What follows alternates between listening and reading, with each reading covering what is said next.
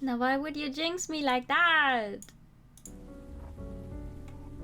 Why would you say that? Hello. Good evening. I'm also hoping everything runs smoothly today. I don't want to have to, I don't know, stop playing this game yet another time. I want to play it! I can already see dropped frames. No! Thank you so much for the sub! It's your 5th month! Wow! Thank you! We've been going for so long already. Amazing. Amazing. How are you doing tonight? Wait. Wait. There we go. Okay. Okay. Let's look at the prologue like a 5th time. But this time I'll actually read it out.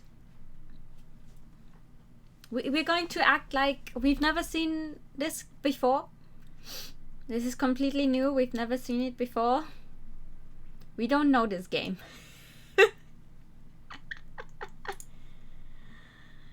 They thought of the faraway grave on the plain.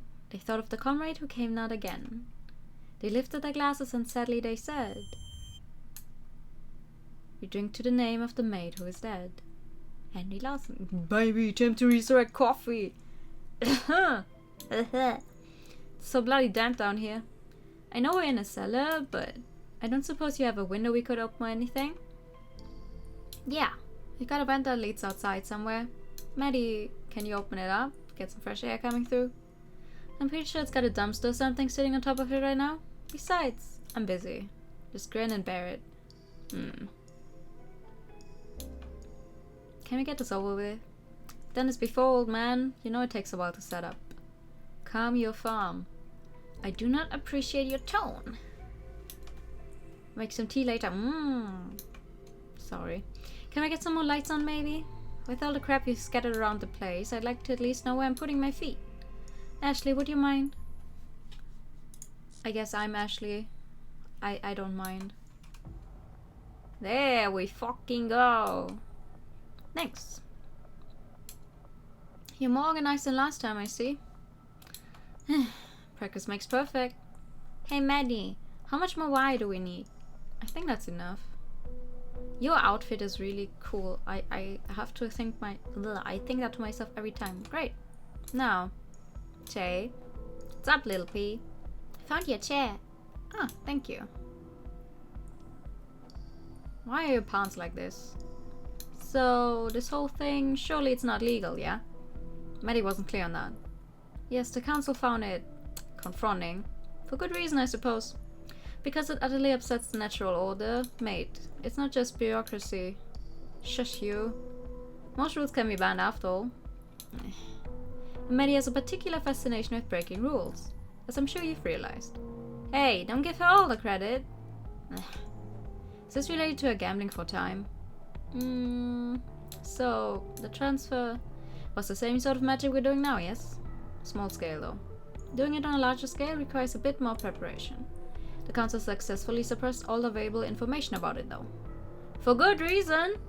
What happens if something goes wrong? Well, you don't tend to mess it up more than once. Or try it again after you fail for that matter. Stubborn scholars notwithstanding. What do you even call this sort of magic then? Necromancy, right?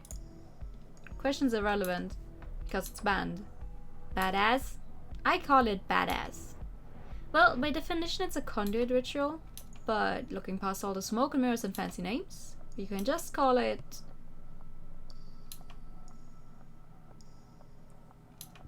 necromancy. I like that. I like that. Let's become necromancers. Don't you all love necromancy? Ow. Ooh. Okay, aside from, I don't know, pretty long loading times, I think we're actually finally good for this game.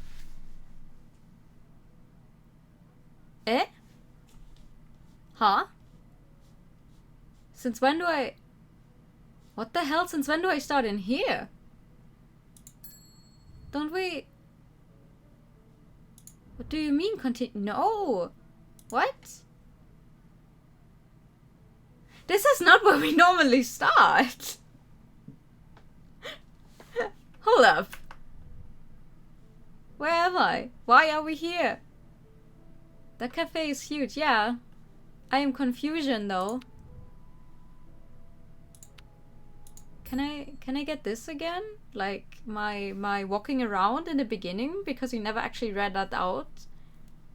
All that stuff. Game was like, listen, why do you keep repeating the same thing over and over again? Part 1. There we go. This is what we want to see.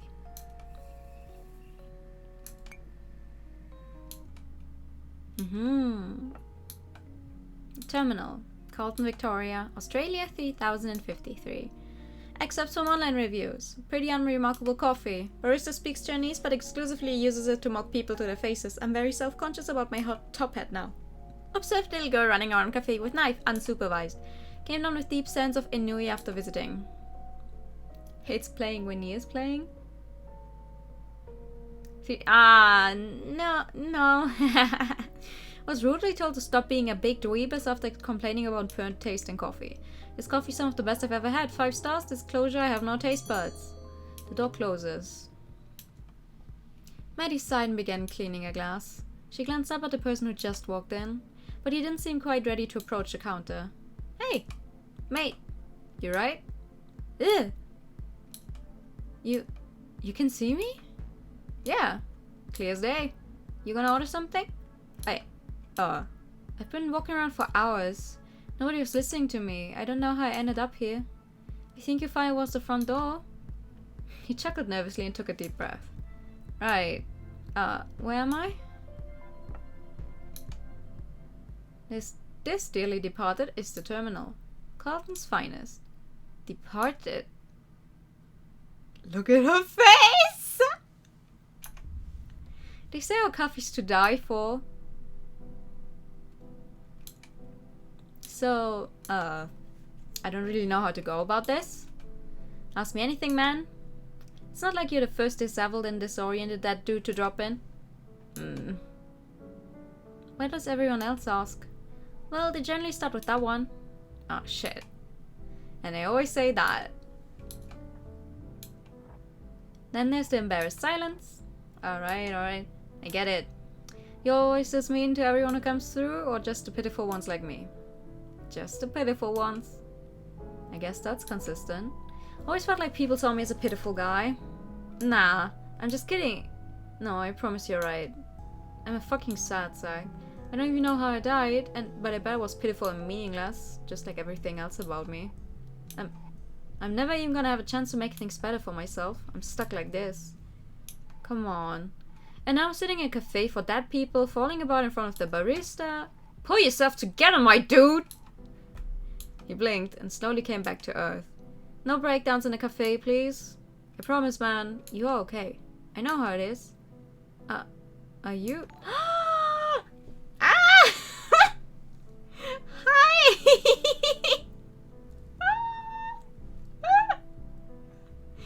Hi, Rip. Thank you so much for the raid. Welcome, raiders. Thank you so much for the follow. Hi. Hi, my name's Nue. We're playing Necrobarista tonight. My first time playing the game. Thank you so much for the follow. Welcome. The first time playing the game. We're apparently a cafe for dead people. How y'all doing? Thank you so much for the follow. Like how it just says no? Ah, yeah. Oh my god. Wait, I think my OBS is not keeping up. Thank you so much for the host. I think my OBS is not keeping up with everything that's happening. Thank you guys so much for the follows. Thank you. Thank you. But I've had 100 people like you walk through the door. So I'm just averagely messy. Can't even do that, right? Kishan, you have 24 hours left on this plane until you have to move on to the next place. And I don't think you want to spend them having one big, long, extended panic attack. 24 hours? Oh, shit. What I'm saying is, everything's okay. How's the game so far? We literally started 10 minutes ago. So, I have no clue. Thank you so much for the follow. We started 10 minutes ago, and this is the first dude that walked in through the door, and he's like, I'm dead. Oh, a Pikachu redeem. Okay. Okay, here comes a Pikachu. Pikachu redeem. Pikachu. Pika Pika. Pikachu. Thank you so much for all the follows, guys. I hope you enjoy your stay. You what? Thank you. Thank you so much. I try. I'm very... Every time. Yeah. Should we read it? Welcome. Do it again. Just for you. Just for you, I'll do it again. Oh no, hold up. Yeah. Oh, it has a global cooldown, I think. Oh no. Hold up. Uwu voice for the next 2 minutes. Hi, welcome. Next 2 minutes. I have to speak like this. Oh, my heart broken. Oh no. This means you have to stay until the cooldown is done. Oh, thank you for the hydrate time. Just a second. Oh, hey. Long time no see.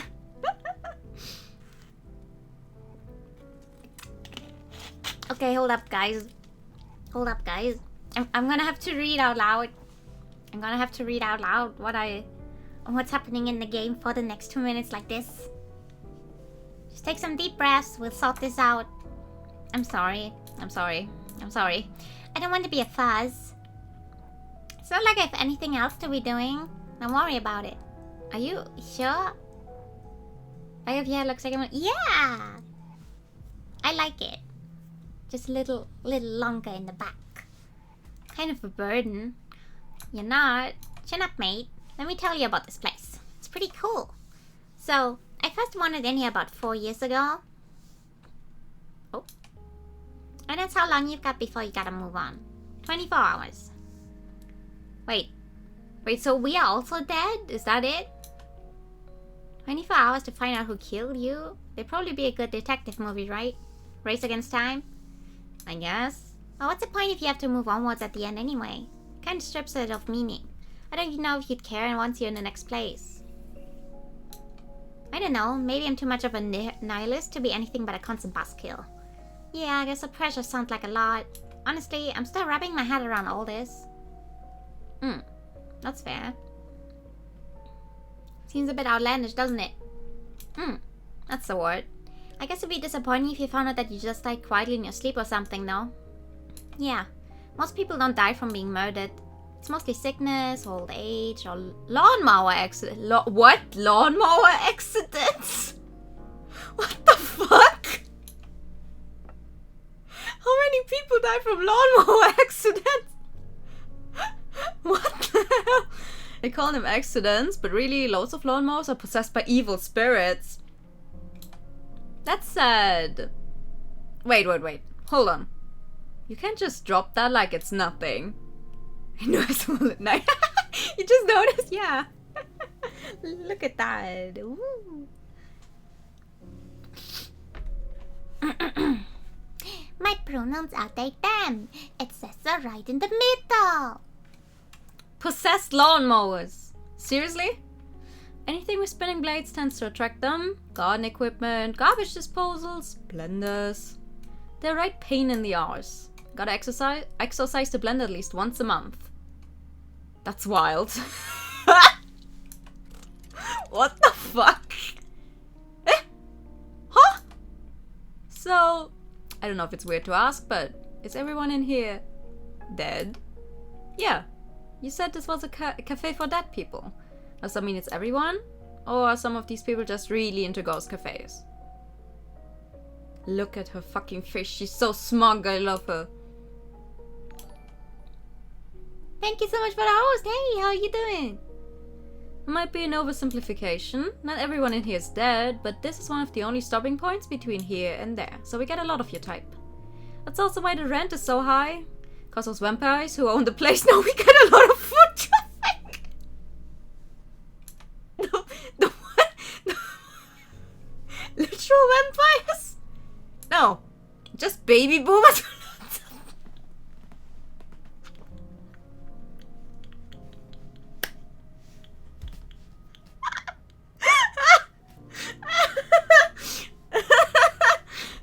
Just baby boomers with lots of money. Same thing, same thing, I guess.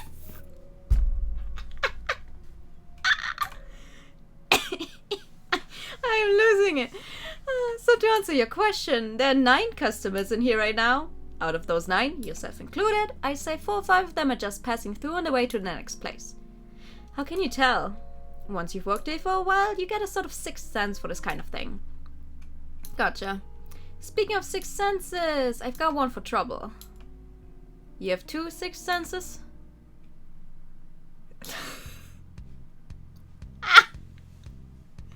Bro! Hello, Ashley. Ashley was a young girl who'd adopted Maddie and Jay a couple years back. Wait, what do you mean? Ashley adopted Maddie and Jay, not Maddie and Jay adopted Ashley? Much in the same way that a puppy adopts a squeaky toy. She was ferociously smart and a budding genius, but still a kid nonetheless. Today she smelled strongly of motor oil.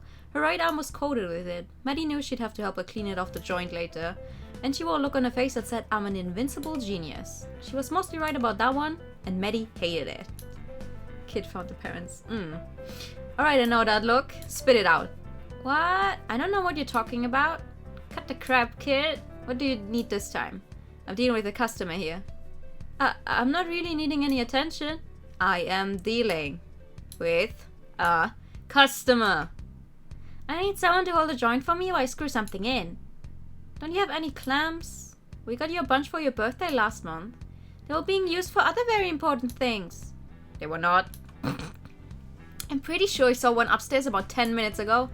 I need a helper. Ashley, I'm busy. Please.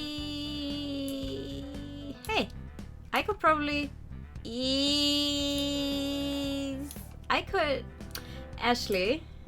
Ashley, you've got to let us walk. Thank you so much for the follow. Hi. Do you want to play Necrobarista and head out? Oh, okay. Thank you for coming by anyway. Bye. We're not gonna get anything done if I have to keep going upstairs to hold screwdrivers and confiscate steak knives. Ashley's power was legendary, but over time Maddie had grown immune to it. Hey, no dice. What about Che? He can help me. He's in the kitchen emptying a dishwasher. You know, the dishwasher that you were meant to empty an hour ago?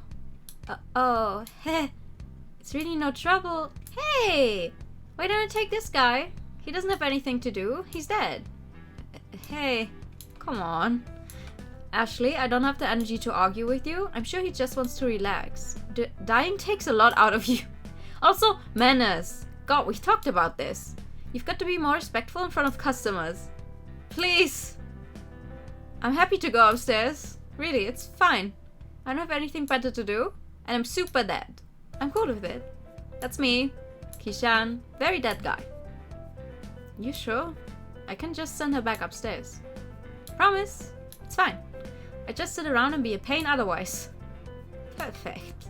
Come, Pian. We've work to do.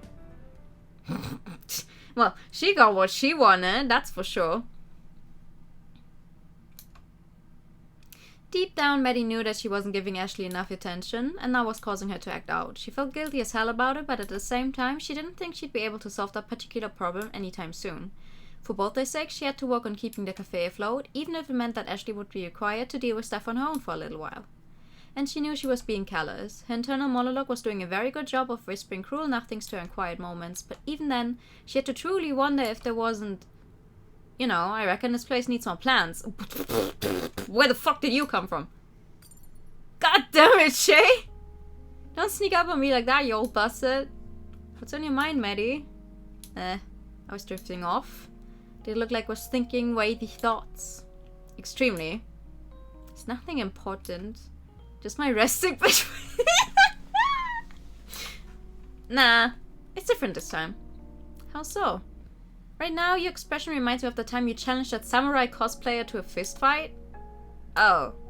You mean the one who barged in, waving his gift store katana around and demanding satisfaction after I told him I wouldn't put 15 shots in his coffee. That's a weirdly specific facial expression to refer to. Hold up. There we go. What's it look like?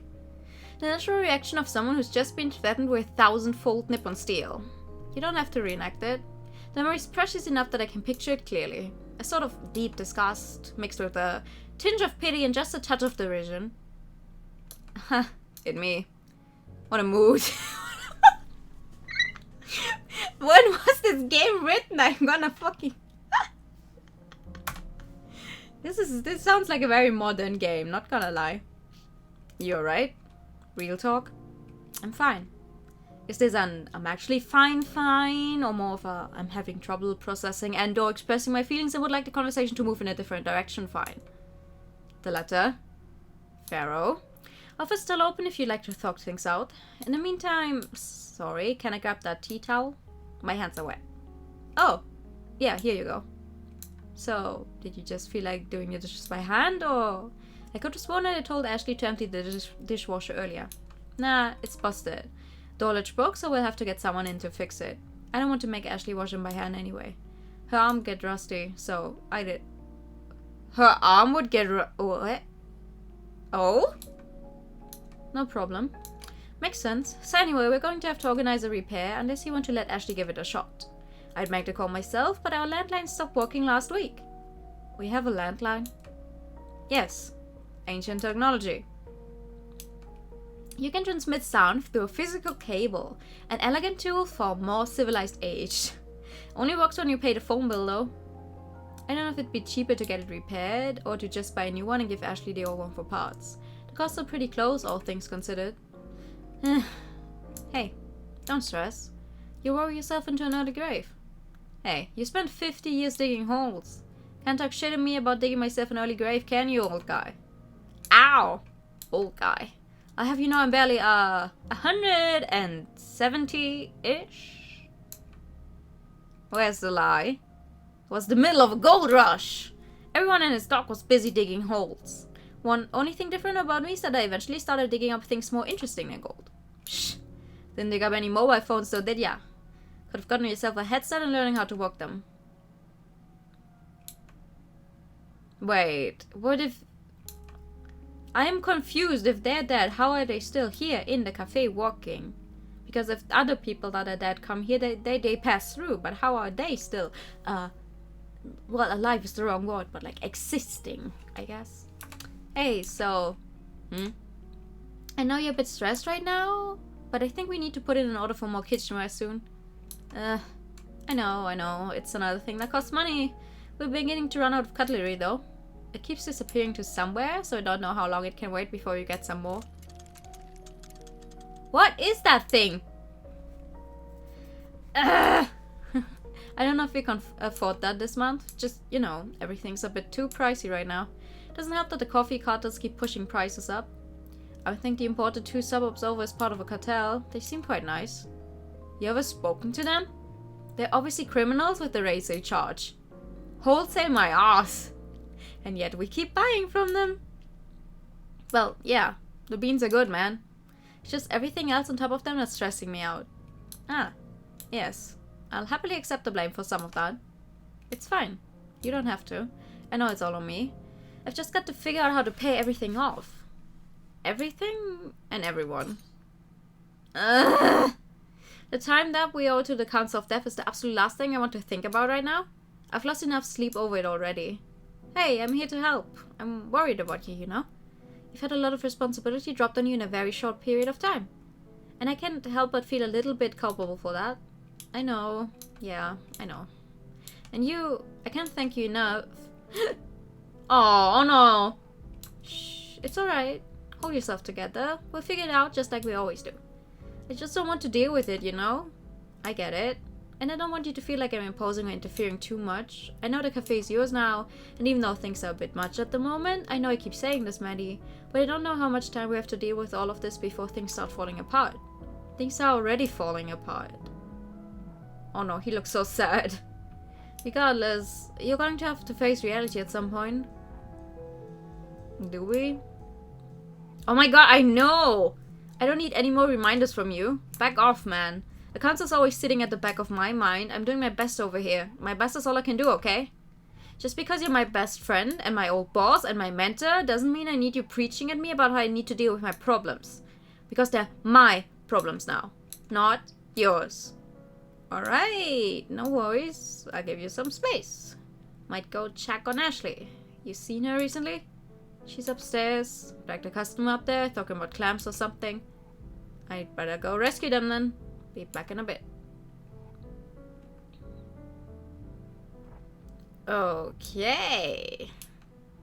God damn it, he's right. We don't need more plants in here, don't we? So we're gonna strap a big old steak knife to it and make them fight each other.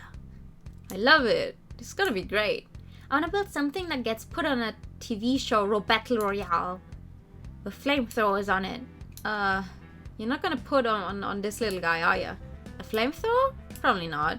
But I want you to record the fight on my phone so we can send it to the producers. Yeah, sure thing. Let's get this knife attached. Hehehe.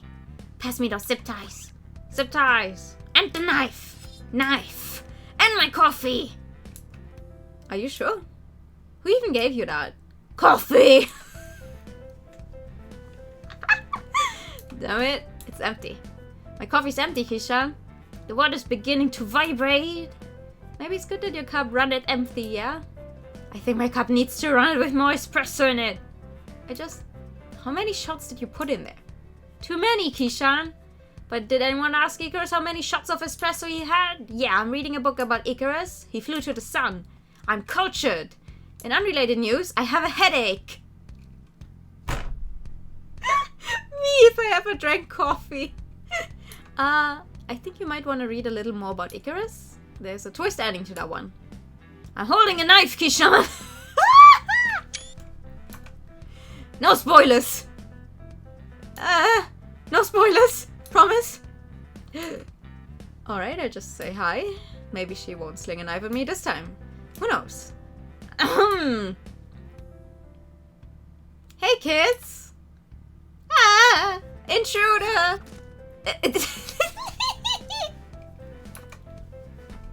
Kishan, my buddy, my Paul. Did I get him? No, you missed.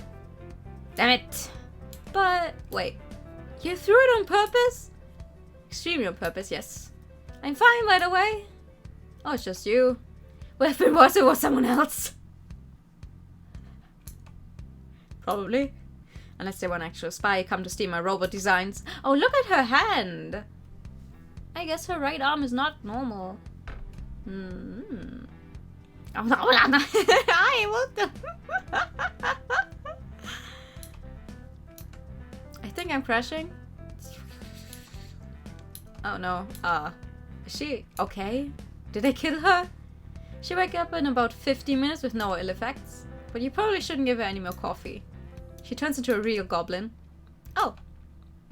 She told me that'd make her immeasurably powerful. I mean, she's not wrong. But, you know, great power, great responsibility, yada yada yada. She's 13. Kid's got plenty of energy already. Maybe not the sense of responsibility, though. Yeah, I don't even know how I ended up sitting here attaching knives to robots. She's very convincing. You don't have to tell me, mate. She basically lives here. Oh, only basically. Her parents would kill me if they found out she nearly killed me. Pretty good blind throw, though. She makes me proud in the weirdest ways. Reading with baristas, yes! Huh, did she learn from the best? She did, but the best definitely wasn't me. Maddie's pretty deadly with knives. Loves the flashy tricks. Bad habit, probably.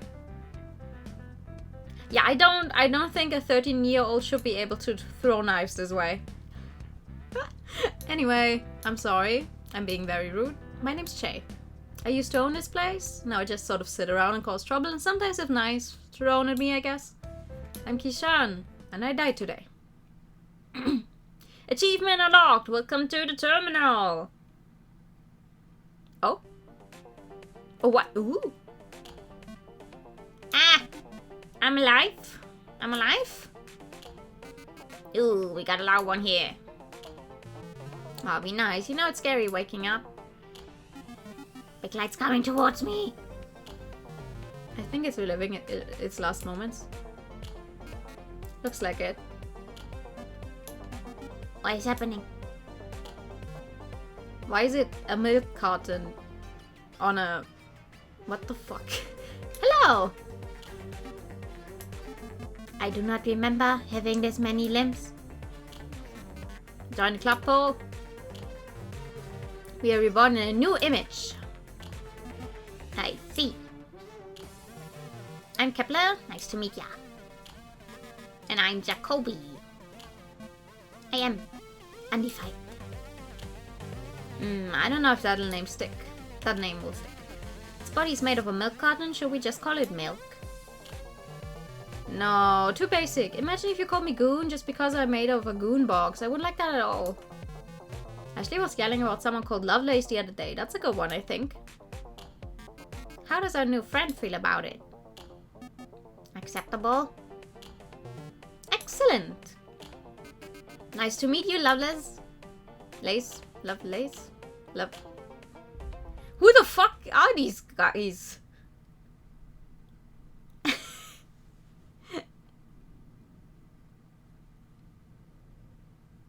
From your hazy memories, certain words call out to you.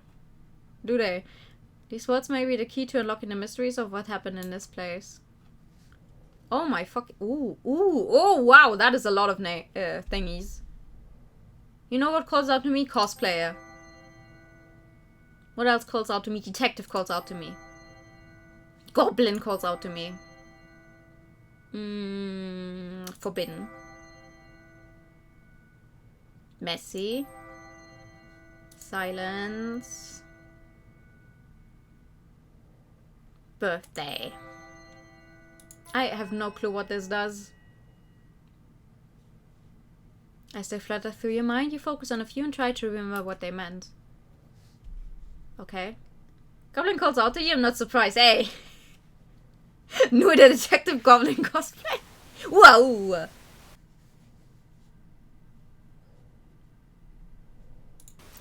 Ashley.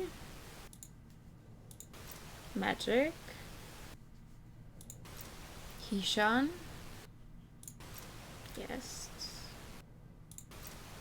Ashley. I guess all of these are locked behind people we haven't seen yet. Perhaps this time you may be able to cling to more of the fragments that flutter through your mind. What fragments will you choose to carry with you? What is it that you find precious? I don't know. I'll just fucking go. Well,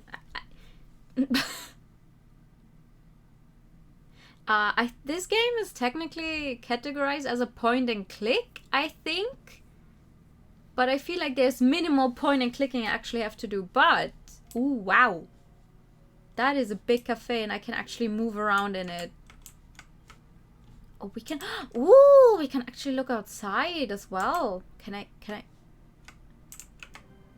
The Fisherman won. What is that? Ooh. The Fisherman won. When he was about to leave the counter, when an old-looking man pushed the door open, he was unsure when he walked with a bit of a limp, and even at this distance, she could see the leathery texture of his skin attest. Some memories seem to evade you. You may have to come back to this one later. Okay.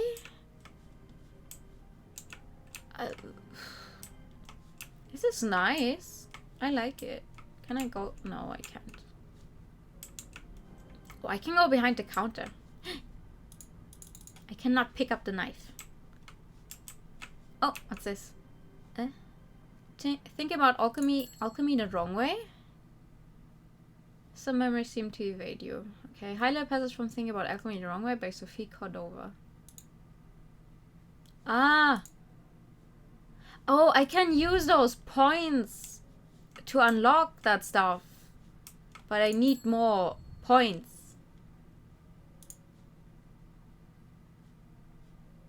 Okay. Okay, I have... Aha. Full body lighting is funky.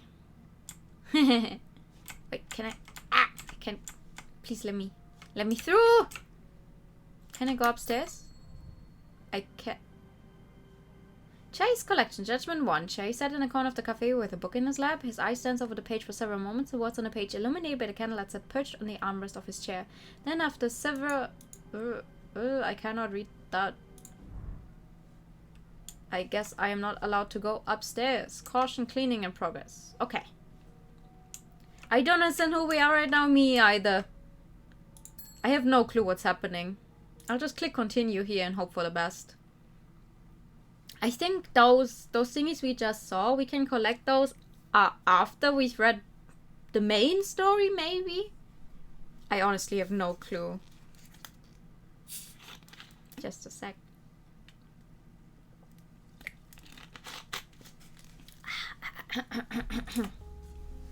Man, I'd love to see that. I could use a pick-me-up. I can't promise it'll be there. It's kind of inconsistent. Solo. A hallway that's only there sometimes? How do you get to the kitchen otherwise? There's another slightly longer one that we use instead. It's much less exciting, but on the upside it's consistently there. I love telling you people about it though. The reaction's always hilarious. I definitely didn't expect to be getting enthusiastic today over a weird quantum hallway. Or enthusiastic at all, actually, cause as soon as I stopped to think about it, I realized I'm actually extremely messed up about this. Okay, what's Maddie doing? Ooh, magic? I understand. Your life has gotten very weird very fast, conceptually speaking. Oh, you're on life. I should be better talking about this by now, shouldn't I? Jeez, that's not a fun one to think about, huh? Just keep talking about the hallway so I can keep my mind off this. To be honest, I'm not sure I could even properly explain a lot of what goes on in here. The building's mightily sentient, too much magic in the soil for it to not be, really. So the cafe is alive? Not necessarily. Plenty of things have come to life here, but as far as we can tell, the building itself doesn't really fall into that category. Also, it mostly tends to shift itself in ways that are helpful instead of frustrating, so... Quantum hallways. I'm making myself a cuppa. You want something? Nah, I'm good for now. Also, what's the barista's name? I didn't actually catch it and I feel like a jerk. Ah, Maddie? She's the owner now, not just a barista. She still makes coffee, of course, but since she's the owner now, she has a lot more to juggle. Why are you asking? Got your eye on her, eh? No, I have a boyfriend. Yeah! Woo! Excuse me. Gay rights, boys! Head. Oh jeez, this is a lot. I can't imagine how he's feeling. Try not to think about it. Hey, okay. Yep, okay. You want that drink now? I think I want something a little more potent than coffee right now, sorry. Don't enable him, Kishan. Shush. I can get you something stronger, mate. Would you like bourbon, or is that too weak? I thought this was a cafe. Well, it is, mostly. We do serve alcohol, though. And stronger things on request. Stronger? Wait, what? Excuse me? Like what? Ergoto? Absinthe? Pure ethanol? You think a place like this wouldn't have anything stronger than that? Stronger than pure ethanol? Sure. Remind me later and I might pull out some of my special reserve. Don't enable him, Kishan. Hey, someone's gotta drink it. I know you're not gonna touch the stuff aside from setting it on fire. I have perfectly good reasons for wanting to set a puddle of distilled soul on fire. We'll agree to disagree on that one. So, Kishan, what'll it be? Actually, I changed my mind on the coffee. Can I order something complex? Gotta treat myself for my last day on Earth. I'm after a sugar rush. If we have the ingredients, it shouldn't be an issue. Maddie can whip it up for you. You know, some of the text is really hard to read. Because it's white text on background that is also very light. Cool. In that case, can I have a large quadruple shot, double vanilla caramel, no foam, super hot, reverse, coconut milk macchiato? You fucking what? Oh my god. 2 sugars and whipped cream on top. Maddie? Yes, dearest. Can you, I don't quite know how... Is this real? Oh, is it too much? I was gonna ask for a splash of bourbon in it, but that seemed a little extra. Well, yes, it is too much. It is a bad order, and I hate it. How bad? Worst one you've ever seen? No, I just hate it. Dang. Every single word of that increased my urge to set the espresso machine on fire so I wouldn't have to think about making coffee ever again. Except the bourbon bit. I put that in my coffee too. So with all that in mind, I have a counter offer. Yeah, I'll make you another double shot long black and I'll put bourbon in it, but I won't call you a hipster this time. If you decline my offer, I will strip your soul from your body and use it to scrub the counters at closing time. They will smell delicious afterwards, if that's any consolation. Yikes. That does sound like a competitive counteroffer. Not the soul thing. I'll take the coffee. My generosity knows no bounds. Look at her face! Normie!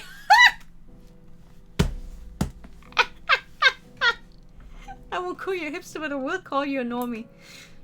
So in conclusion, that order sucked because it's inordinately complex to make, has a heart attack worth of sugar in it, and is something that only impatient jerks ask for. Is it possible to die twice?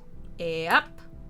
You can die twice if you're brought back from the dead, or if you manage to really annoy someone between here and the next place, which is more likely because resurrection is illegal. But if you're asking whether you can get a heart attack or whatever, the answer is no.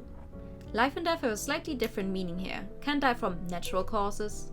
It's a bit complex and weird, and we're still in the process of figuring out how it all works. I'm over 200 years old and I still haven't made proper sense of it. Oh! Wait, earlier he said he was 170 something. Just got some vague ideas.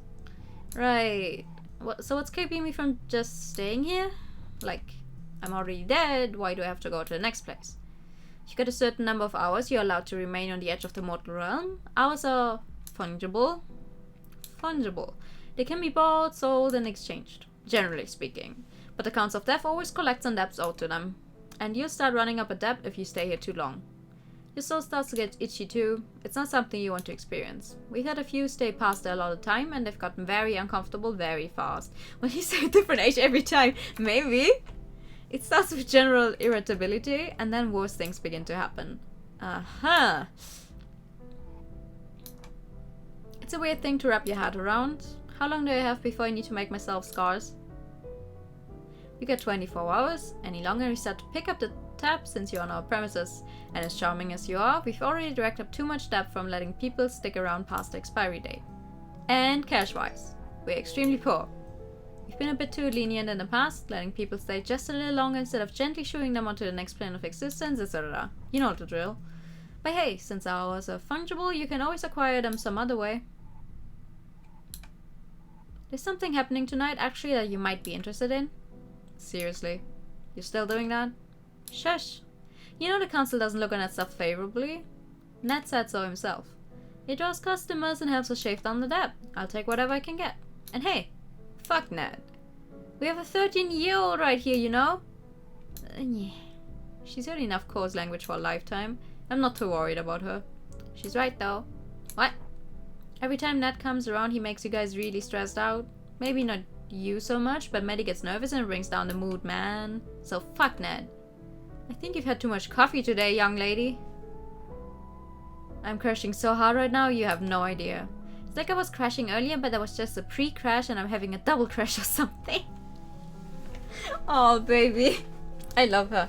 Well, thank you for the postage.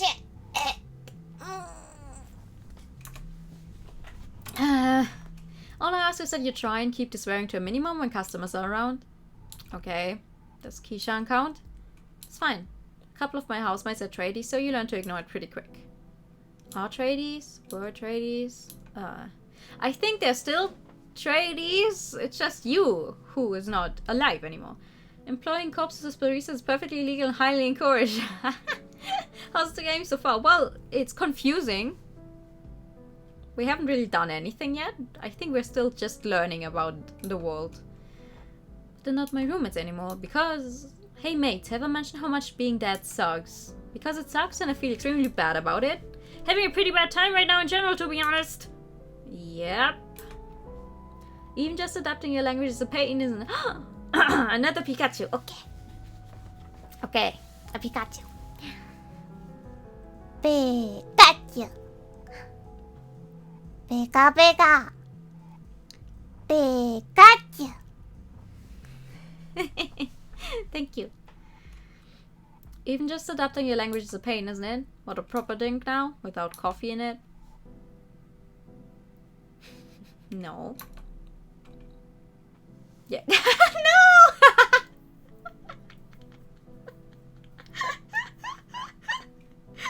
No, you have to wait for the cooldown again. I'm sorry, I don't know what global cooldown I set for it. I'm so sorry. I think it's 5 minutes. It's not that long, I hope. It's okay. You want me to say Pikachu in over voice? Pikachu. 30 minutes? Wait, what? I have a 30-minute cooldown on that? I thought it was like, I don't know, 10? Oh, I should fix that. I cannot fix it right now, but I should fix that. I'm so sorry. Oh god, I didn't know it was that long. I'm sorry. I'm so sorry. I cannot open my browser right now to fix it. Otherwise I would. I'm so sorry. The TV didn't say anything about there being a storm tonight. Looks like a decent sized one's rolling in. Melbourne weather strikes again. I go upstairs and close the windows. Cheers. Come on, Ashley, let's clean up your workbench while we're up there, yeah? Do you need a bribe? Yes. I have some chocolate hidden away. Acceptable. Oh. Hell yeah. Oh, I need to actually press something. I never know when I need to press something so the next scene starts playing. It's a little awkward. Wait, that people can see you're drunk, yeah? Why else do you think we serve alcohol? To make money? Well, yeah. Hang on. Do I even have my wallet? Doubt it. I don't, yeah. How does that work? How do I have my clothes but not the contents of my pockets? I don't know, dude. Everyone's experience is different. Death doesn't follow many rules. Only universal rule I can think of is that you can stay. People don't generally come in without their clothes, fortunately. So about this drink? I guess you're gonna give me straight vodka or something? Why's that? You don't like making complex drinks. Dude, no. I don't like making ridiculous caffeine-laced milkshakes for overcompensating soccer dads. I'm happy to mix a cocktail within reason. Oh, okay. What you've got then? Jay's got everything you can think of, and then some. I could go for a mint julep. Hey, what's that outside? Hi. Outside? Some guy out in the rain. Oh shit. Maddie, what's up? Let's get started on our drink. Wait, what? What's happening? Hey, who are you? Morning! Hi. Hello, recently departed. Hey, that hat you're wearing kinda makes you look like... Ned Kelly? I could've sworn you were standing outside literally a second ago. So how did he die? Good morning to you too, Ned. It's 5 o'clock in the afternoon, Madeline. Piss off, Ned. It's not even my full name. Isn't it, Maddie? Jay said it was and he never lies. He never said that? Well, no. That was worth a try. A try at what? Catching me off balance? Some shit along those lines? Mate, I'm so off balance right now that a light breeze would knock my hat over ours. Don't push me. Hey, this mint julep is great. Just want to contribute to that to the conversation. No, don't. No, not Among Us. So you catch the game last night? Yes. I know the Carlton beat Collingwood again. I don't care. Just making polite conversation. You should try it sometime. Maybe. Not for you though. You've never come in during daylight hours before. What do you want? Nothing much. I'd like to talk to Che at some point, but he can't wait, seeing as he's missing. Planning on sending out a search party? Might do. It'd be a shame to lose an old friend by letting him wander onto some train wrecks or something. Yeah, well, shut up. He's upstairs last I saw. What was the last you saw, Maddie? Tell me. Why are you like this? What was it? Last saw him walking upstairs. So he could be anywhere then. Probably fled the country to dodge the massive time debt you lot are racking up.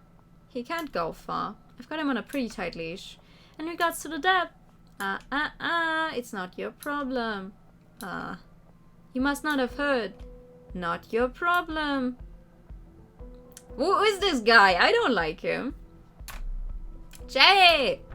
Your dickhead friend Ned is here. Oi. I'm a distinguished gent, not a dickhead. I'll be down in a sec. Yeah, sure, but you also work for the Council of Death, so even if you're a distinguished gent, it cancels out. Is the Council of Death like a normal city council, except for wherever dead people live? Yeah, but the only trash that needs to be collected is right in front of me. This guy? No, you... Why is his head going away? Me? No. You. You're the trash, Ned. The trash is you. It's you. Ned the trash man from hell. Because councils pick up trash. That's the joke. Oh, cool. He's even got a head shaped like a rubbish bin. Among Us. It's only fitting.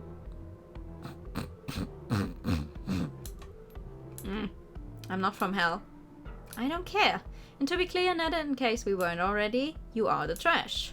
Yeah, I get it. You know how long Che's going to be? Don't know. He was busy upstairs with Ashley. Yeah, I had to hide like 5 steak knives from her. I didn't even know we had 5 steak knives. Bit quiet there, mate. How long have you been sitting there? Does it matter? Well, your employee is being very rude to me. So if you'd heard any of that, I keep trying to tell him. Ah, my employee. Yes. We have some catching up to do. I don't follow. Did she quit? Did you fire her for gross incompetence? Ah, far from it. There's been a bit of a shake-up in the cafe's management structure since you last visited. Oh no. Don't tell me you gave her the whole thing. Okay, I won't tell you. I tried to tell you before, man. Hey, does anyone like milk juleps? Because this is great, I'm nearly done, but also my tongue is numb and I'm wondering what the hell is with that. Was there something you wanted to discuss? I need a drink before we go through all that. Sure. The usual. Yes, please. What the fuck is going on in this game? He reminds me of Little Buckethead. I don't know who that is. How come he gets a curly straw? So, Che, spin me a tale of how and why you handed down the cafe to this person. Well, every man's got his price. Can my price be a curly straw too? Buddy, I'll give you 2 if it means you stop complaining about numb lips. Yeah, what did you make this with? I couldn't find half the ingredients, so I put in a bunch of erguto and chili seeds. It's got some of the stuff though, so it's a mint julep and spirit if nothing else. Does this have any mint or julep in it at all? It definitely may be lacking mint, and I cannot confirm nor deny the existence of the mythical julep. You asked for erguto earlier though, so there you go. Mission complete. Maddie, I'm getting very drunk very fast. Erguto does that to ya. Here, I think you should have a little lie down. And for Mayor of London. Okay, I have no clue who that is. I'll get you some water. I'm strong as an ox. I don't need a lie down. Kishan, my dude. You absolutely need to get horizontal as soon as possible. You can sew up in one of the booths up the back. It's nice and quiet over there. I'll fight ya. No, you won't. Up you get, mate. Bloody hell. Would have been helpful if you told me about this before. Probably. I'm not worried about it. Maddie knew what she was getting into with this whole cafe situation, and it's natural that it might take a while for her to get the hang of running a business. Bloody hell. Bit of a dog's diner though, isn't it? Oh, for sure. But it'll get better. Like I said, not worried about it. Well, you might want to hold your judgment on that for the moment. I am, unfortunately, here on official business. Oh. I shouldn't have given you the straw then! No, we shouldn't have. It looked quite silly. Want me to get rid of it? It's just Maddie. She won't use it to derail our conversation or make me look like a fool or anything like that. Straw. No, I get you one after you have a nap. You can sip the water like a normal person. I'll put it with the dirty dishes then. Oh, that's a nice straw. Bing!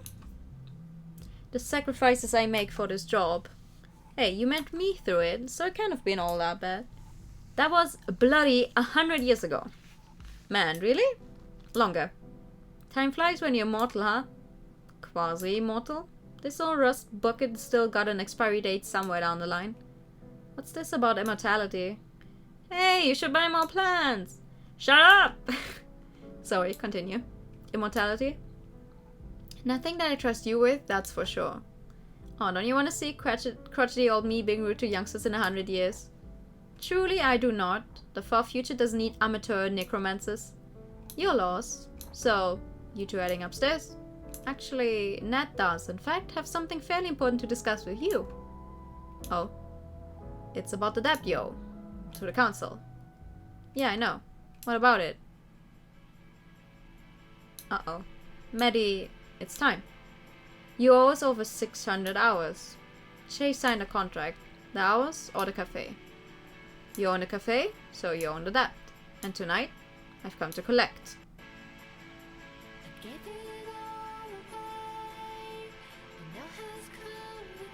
Oh, okay. So here's the opening. Question mark.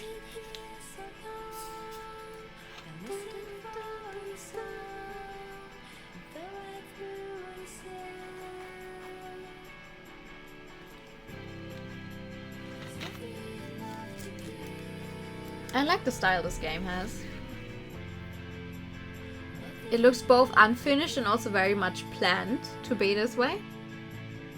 You did fluid physics!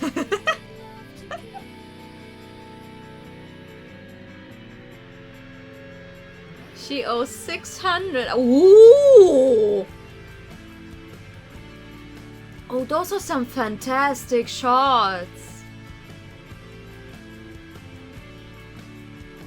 Yo! That looks epic as fuck. Oh! Oh, wow.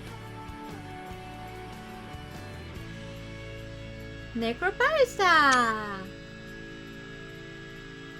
Hello, good evening. Yo, this game looks amazing.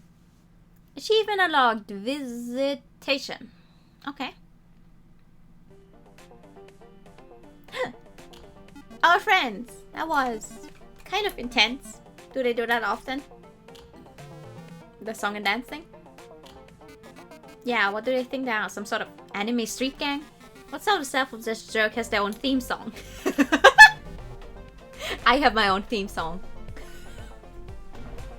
I have my own theme song. It's very nice. Don't be a downer, Paul. No, I was talking about the dramatic encounter. Oh, between Maddie and Nat? Yes. Yeah, they've got chemistry. The what? Not the romantic kind, the explosive kind. Can't leave them in the same room together or they kill each other. Bad history. Maddie's just a seriously troublesome person from Nat's perspective. Doesn't help that she can't stop herself from pulling pranks on him. No, I suppose not. This game reminds me of AI. Oh yeah, Some New Parts was great. I have to replay that at some point. It was really nice. I mean, he doesn't make it easy either. I don't think he's used to having his authority questioned. She really gets under his skin. Wasn't he a famous criminal? And therein lies the irony of the situation. What a strange world we live in. Okay. Hi. hydrate time. Okay. Ooh! Okay, aha! We get to choose some more points. Okay, what speaks to us this time?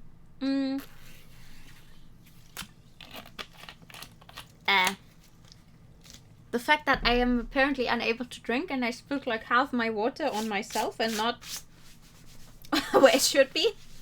Resurrection speaks to us. Bourbon speaks to us. Distress speaks to us. Mythical, amateur, quantum pockets. That sounds fun. This game reminds me of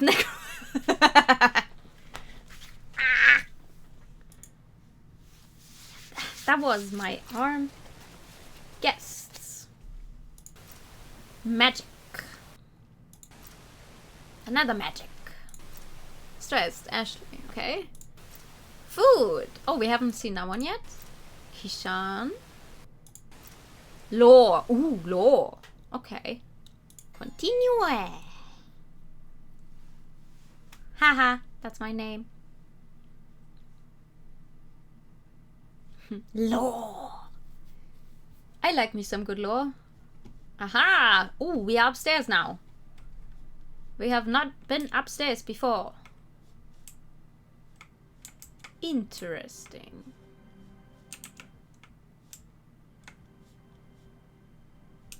There are the plants. Ooh, billiards.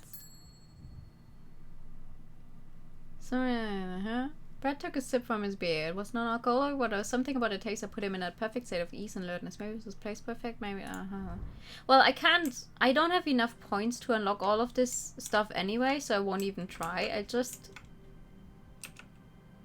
Can I go back down, actually?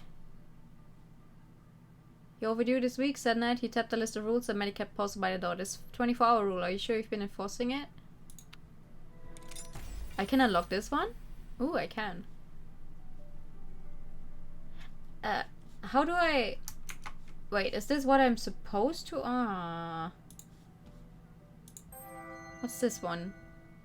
Read. You overdue this week, said Ned. He tapped the list of rules that Maddie kept posted by the door. This 24-hour rule, are you sure you've been enforcing it? I think we know... Wait, I think how we run things around here is none of your business, said Maddie. Actually, it absolutely is my business, said Ned. In fact, keeping the rules is basically my only business. That's kind of what the word enforcer means. I'm supposed to scold you for breaking the rules. So audit me. Fine, said Ned. Let me check your ledger. We don't keep a ledger, said Maddie. Maybe you should, said Ned. Lots of places do. It's a great system. You have someone stand at the door and have them marked down whenever someone comes in or leaves. Then you forcibly evict people who are overstaying their welcome. I'm amazed that you don't have a system like that in place. Some people overstay their welcome, other people understay, said Jay. There's no need to strictly keep track of how long people stay, right? Just maintain the balance. You're right, said Ned. All that matters is maintaining the balance. So, maintain the balance, because when you don't, then we have a problem. We're a bit short-staffed, so to have someone acting as a full-time doorman, said Maddie. Figure it out, said Ned. He tapped the board listing the rules. Changed 24 hours to 23 hours. When you say 24 hours, people think you just colloquially mean one day and they don't pay attention to a specific time. When you say 23 hours, people actually have to keep track of what time it is. That would be fine, said Jay, except for the part where you're cutting time of people's stay. Trust me, said Ned. Anyone who would go right up to the time limit is probably going to go over it. 23 hours is going to mean 23 hours plus an extra 5 minutes, 10 minutes, half hour plus however long it takes to finish their drink. And if they leave in less than 24 hours, who gives a shit? I give a shit, said Jay. You're right, you should give a shit, said Nate. Wow, I am tripping over my tongue. In fact, you should celebrate whenever you manage to scooch someone out of here in under 24 hours because the balance is upset and you've got to correct it. You can either correct the balance 1 hour at a time, or the council can come in here and repossess some souls. Or we can find someone who knows how to manage this property responsibly. He turned to Che. Come on, buddy. I don't want to have to take this place away from you. That would be quite escalation, said Maddie. Well, you're already in the first level of escalation, which is a stern talking to, said Ned. Let's try not to escalate it any further. Che sighed. Well, we'll muddy cut him off. We'll change the rule to 23 hours, okay? Buzz off. Wow, really? Said Ned. Well, okay then. And while you're rewriting the signs, you should also take the green tea frappuccino off the menu. Frap should be for coffee, not tea. done, said Maddie. Wait, really? Said Ned. Damn, I didn't realize you were so open to feedback. Also that caramel. We'll take it under advisement, said Maddie, placing a hand on Ned's chest and physically pushing him toward the door. Hold up, said Ned. What are you doing? Removing an unwanted guest, said Maddie. I need to practice if we're going to start enforcing those rules you care so much about. No, said Ned as he continued backpedaling to stay upright. Look, you could just... Bye, said Maddie as Ned crossed the threshold out of the cafe and Maddie shut the door in his face. She turned around, leaning her back against the door and sighed. Shay raised an eyebrow. You serious about the rule change? Yeah, said Maddie. I'll change the sign in the menu after we close tonight. Wait, really? The rule change is just to keep him off our back, said Maddie. And the menu thing? I feel me to take that off anyway, said Maddie. It's the kind of menu item that attracts the worst sort of people. Well, okay, said Shay. Though I do think we should change the rule back to 24 hours after things have had enough time to balance out. Of course, said Maddie. Wouldn't want to upset the balance too far in the opposite direction. What would we do with all that extra time anyway? Okay, nice. That was an extra scene. What? Aha! I can... oh, I get to go downstairs now. That means I get to continue the main story. I think.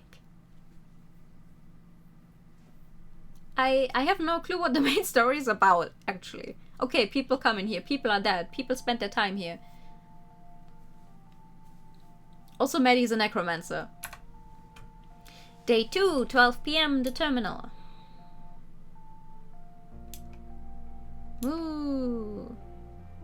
Afterlife capitalism. Rise and shine. Don't wanna. You shouldn't waste your last hours on Earth sleeping. Man, I was hoping that I was having a really long weird dream. Heh, sorry, no such luck. I'm still having trouble getting my head around it. I totally understand. Want a coffee? Yeah, just something simple. Hipster coffee coming right up. What's going on downstairs? I didn't even know you had a downstairs. There's more to this place than meets the eye. Maddie's down there desperately trying to fix our debt situation. It sounds like she's hosting a cage match or something. Well, not exactly, but she's mentioned wanting to do that. Did some wrestler call the Red Comet that she wouldn't stop talking about for a while? And then, because of that, Ashley got obsessed with wrestling for a bit and kept trying to suplex me. Did she manage to? She's tiny. A couple of times. It was very humiliating. I can imagine. But to properly answer your question, Maddie's running a gambling ring. Downstairs. All by herself. It's a fairly unconventional one. And by unconventional you mean... mortals generally aren't involved. The stakes are higher than usual. Oh. Coffee's ready. Come over and get it. A gambling ring downstairs, huh? They gamble for time, among other things. You don't sound like you're a huge fan of the idea. I'm not. It's undignified. I mean, as long as Maddie's not in danger, shouldn't it be fine? The council doesn't like it. They turn a blind eye because we don't cause trouble otherwise. But I'd rather not have to worry about bad things coming our way. Because Maddie refuses to approach the problem from a different angle. And by the problem you mean the debt, yeah? I was pretty drunk, but I think I remember Maddie storming off after Ned turned up. Yes. I'm a bit worried about her. Wish I could help. You all seem pretty nice. The thought's appreciated. Maddie will figure it out eventually though, I'm sure. She just needs time. Hey, thanks for the coffee, by the way. I just realized you haven't actually made me pay for a bunch of them. How do you expect to pay for them? Oh, right. Yep, no cash. If I were feeling particularly capricious, I'd ask you to pay in time. But you're a nice kid and you need every minute you've got. Oh. You wanna head downstairs? I can see your eyes darting to the stairs. I'm not going down, but I'm also not gonna stop you. Yeah, if that's okay. Go on then, I'll stick around up here. Catch you in a bit. I like the way that they make it a lot of kind of still pictures, so they don't have to worry about animating them actually walking. It's just, okay, he's there 1 second and then a little further down the next. Which is also still a bunch of work. But you don't have to worry about horrible walk cycles. The stairs that led down to the basement were solid and well worn, with smooth ruts on each step and a handrail that had been polished to a silky sheen through years of use. Kishan had always liked stairwells. People never lingered in them for long, and he'd found them to be a good place to catch a breather. He wasn't obsessed with them, that'd be weird, but he definitely appreciated a nice set of stairs. On further reflection, was probably a little weird. Downstairs, Maddie's audience clamored for blood. From you to me, with the understanding that your remaining moments on this plane are limited, you surrender this time freely without coercion as agreed. Contract fulfilled, you're free to go. Ew. That's 3 in a row, you bloodthirsty bastards. The crowd cheered. Maddie was clearly an expert at winding them up into a frenzy. Who's next? The room fell dead silent. Come on, isn't anyone here brave enough to challenge me? I thought you came here to play with knives, you pansies. Seriously, anyone? Don't hold out on me. Do I need to pick someone out from the crowd then? Is this what we've come to? Maddie's gaze swept the audience. Kishan, good to see you're bright. Interested in a game of skill? Me? Yes, you. Oh, sure? Give me some enthusiasm, my man. Sure, what's the game? 5-finger fillet. Some of the people in here just call it the knife game. You heard of it? Oh, finally something I'm good at. Oh. Is that the one where you have to, you know, push a knife between your fingers into the table? Like whoever goes faster wins or something? We've got a lot of knives in this place. Tell me about it. Damn, this thing has a good weight to it. Of course, I wouldn't make you compete with an inferior tool. What? So I was waiting for you to segue into calling me an inferior tool. Shit, that was low-hanging fruit, wasn't it? Next time, mate. Sure. Kishan did another experimental slash, and this time it made an audible whoosh. The spectators oohed and ahed, but this wasn't for them. He knew that he only had one shot to get accustomed to the blade. It's fun until you miss, yeah. You done showing off? I did that with pens and stuff all the time. I was pretty good at it, but if you hit yourself with a pen, it already hurts. Like, it hurts a lot. So doing it with a real knife, ooh, no. Nothing wrong with putting on a little show. Sounds like you're stalling for time. Getting cold feet, perhaps. Shh, not a chance. Let's get started then. You know what you're wagering? Jay mentioned something about you gambling with time. It's not gambling if it's a game of skill, but that's beside the point. We're both wagering 4 hours. If you win, it comes from the cafe's balance. If I win, it comes from yours. You've got around 16 hours left in case you weren't keeping track.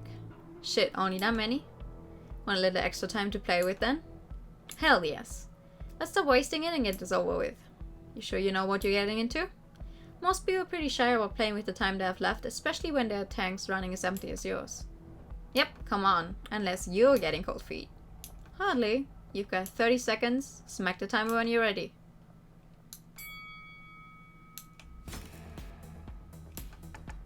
Woo! The crowd cheered and Kishan fed off their enthusiasm. In response, Maddie leaned back and tapped her finger on the table, feigning impatience. He met her eyes, grinned, and continued his performance. His stabbing motion got faster as he went, the point narrowly missing each of his fingers. Stabs, strong enough to drive the knife a millimeter or two into the table, but good if you want to put on a show. And of course, giving the spectators a show was part of the fun. You might be going fast enough to put on a show, but you're not going fast enough to win. How'd I do? 16 sets if I counted correctly. Wow, I couldn't do 16. So many Maddie beat with me with. Is she gonna lose? Now she's gonna kick his arse. Feeling good about that result? Certainly am. Rightio then. Watch closely. Oh, I will. 16. 1. 3. 7. 11. 15. What? Wait. Told you, she's unbeatable. Is it magic? She could cheat if she wanted to. Definitely not. She's just that good. Poor guy, he didn't know what he was getting into. Sorry, mate. You beat me fair and square. I'm pretty impressed. I am to please. Wait, how many did she have? Are we taking those hours now, if you don't mind? Yeah, sure. How does this work? Oh. Just like this. You won't feel a thing. Kishan felt a brief tightness in his chest, and for just a moment, the tip of Maddie's finger burned white hot. Ow! Shit! Someone in the crowd laughed. Sorry, I lied. It's done now, though. Alright. Does anyone else dare to compete with me? Come on, looking for some actual decent opposition here. I'll take any challenge, even if it's chess or something. Any challenge? Yeah! Okay, here's a Pikachu just for you.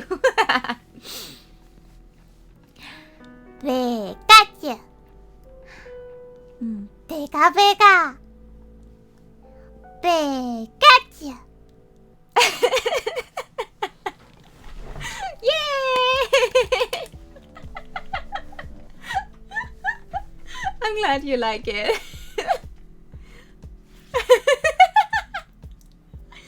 Pikachu.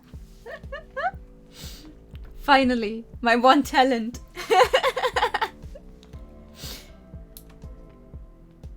I challenge you to get everyone a drink.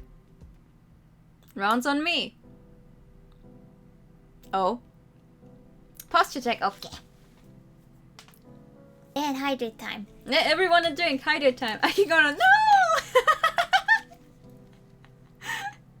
Oh god. My poor heart, don't do that.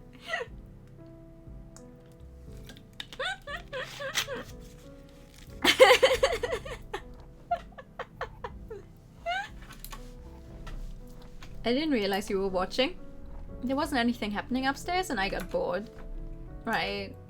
So, you took some hours from Kishan, huh? Yes, I did. Do you feel good about that? Che, do you? I won them fair and square. He didn't know what he was getting into. There's an obvious power imbalance here that you're exploiting. He knew the rules. That doesn't change anything. You led him to believe that he'd get some extra time. And, bearing a miracle on his part, that absolutely wasn't going to happen. It doesn't matter. He's just passing through. A couple hours won't make any difference. Maddie, I'm disappointed in you.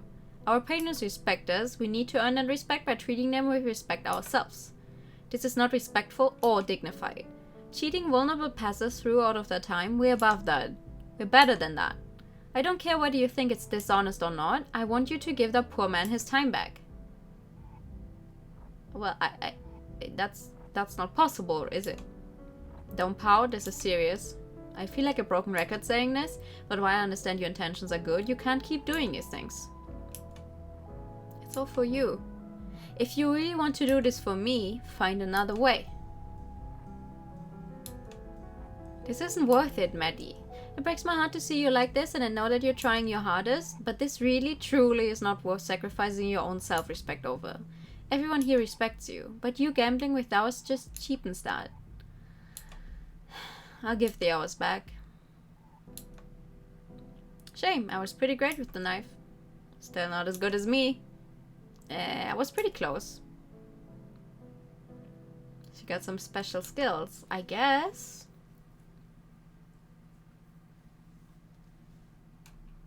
What's going on? Why does he look so concerned? Or is that just his model?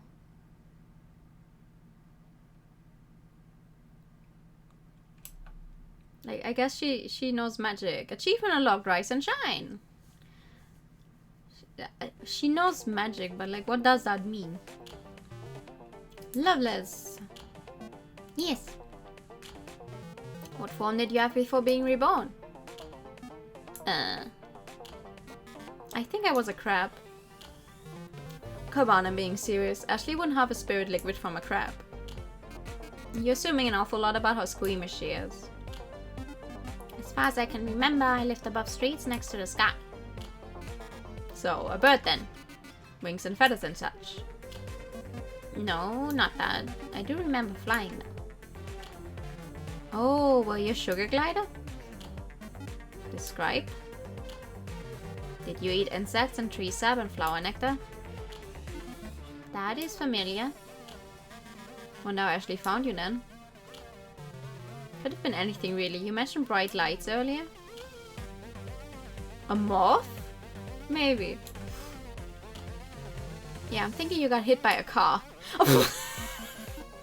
That seems likely. Is that bad? I mean, you're here now, so... whether you like it or not. Shut up. I am still adjusting. And I'm confused on what exactly these three are. What are they? Why are they? Blood! Power imbalance.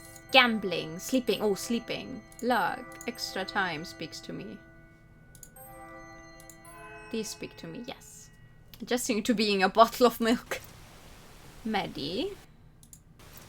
Magic. Bottle gang. A bottle. A bottle of water. I sound like I'm having a stroke every time I say that. A bottle of water. Law. Sleeping is law? Okay. That's nice. A bottle of water. A bottle of milk. We're in a different place now.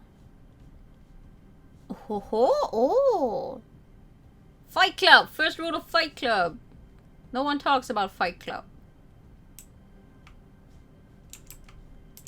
Interesting. Can I actually... Ooh, I can... Ooh, wow. Ashley's journal. Interesting. I'll have to go around and find all of these at some point. But for now, we'll just focus on the main story, and I think main story is this one. Read about the milk bottle insect. Oh.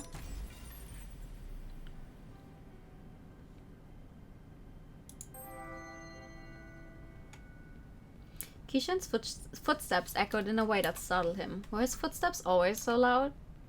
Perhaps it was just a contrast with the surrounding environment, which seemed to completely... What?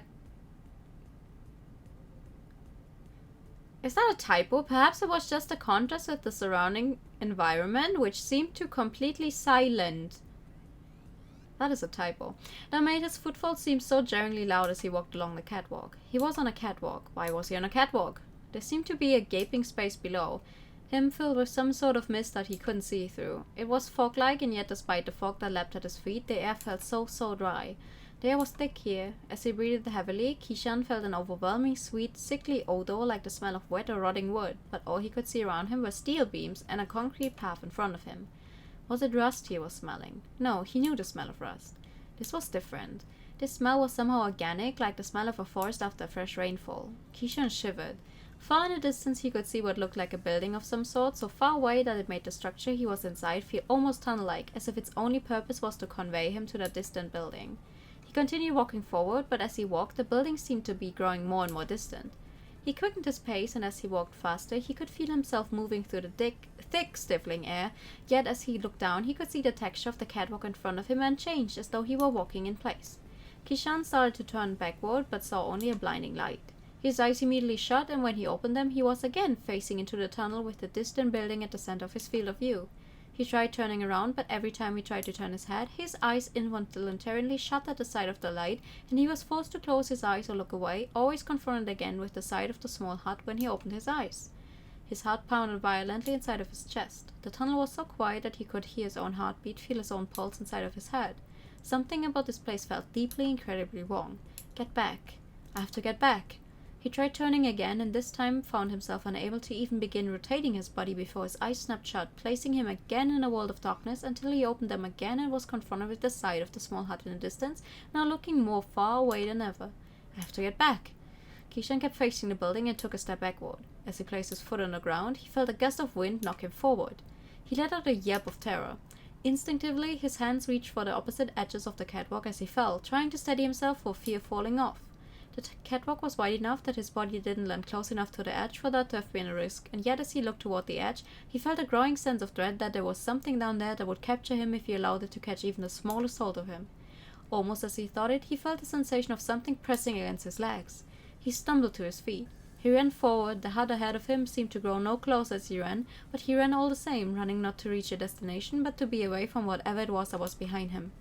Moments ago, his only thought was an overwhelming desire to turn back, a worry that he was somewhat trapped in here.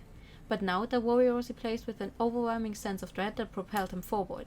He had been pushed forward by something. Something was behind him. Kishan leaned forward and ran. He was no runner. He often found himself winded when forced to climb more than one flight of stairs, oh mood. And yet he ran and felt no sense of tiredness holding him back, no need to catch his breath. Maybe it was the thick air here that somehow never allowed him to run out of breath. Maybe it was that the fear of whatever it was behind him was that strong.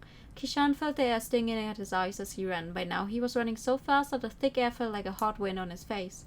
Tears began running down his face, but he couldn't find it in him to raise a hand, to wipe at his eyes. That would mean slowing his sprint. So he closed his eyes, fully aware that he was running down a catwalk that had no handrail on either side. At this point he didn't care. He ran and ran. Long after the tears on his face had dried, Kishan realized that he could hear only the sound of his own feet as they struck the catwalk. He couldn't even hear the rush of wind, even as it seemed to buffet his face. There were no sounds of anyone or anything pursuing him. Perhaps there was no pursuer at all. He allowed himself to open his eyes and look down. He looked over his shoulder. This time there was no blinding light, only a distant glow like the light at the end of a long tunnel. In a way, it was the light at the end of a long tunnel, and in observing the dim glow of the distant light, Kishan suddenly realized just how far he had run. He turned around and saw the building right in front of him. It had windows that were covered with the same fog that covered the ground around him. Kishan reached for the door handle. He half expected it to be locked, and felt a moment of panic as the handle bowed under the pressure of his hand. Was he ready to face whatever was on the other side of that door? Did he even want to enter? Did he have a choice? What was it that awaited him inside of this building? Answers or more baffling questions? Kishan looked down the tunnel and suddenly felt cold. Whatever this place was, he needed to escape it, and the only form of egress that seemed available to him was the door of this building. He leaned on the handle and felt the door swing open. Okay, is that how he got here? Ooh, door open. Is that how he got here? Cellar, staff only. Oh. I cannot go there. Damn it. Okay. Let's go back to the cafe then. Hello, hello. Can I do more main story? Continue? Yes. I can!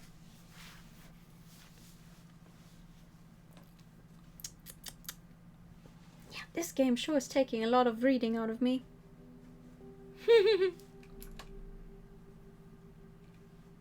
First Nia, now this. Day 2, 5 PM, outside the terminal. Oh! Sup?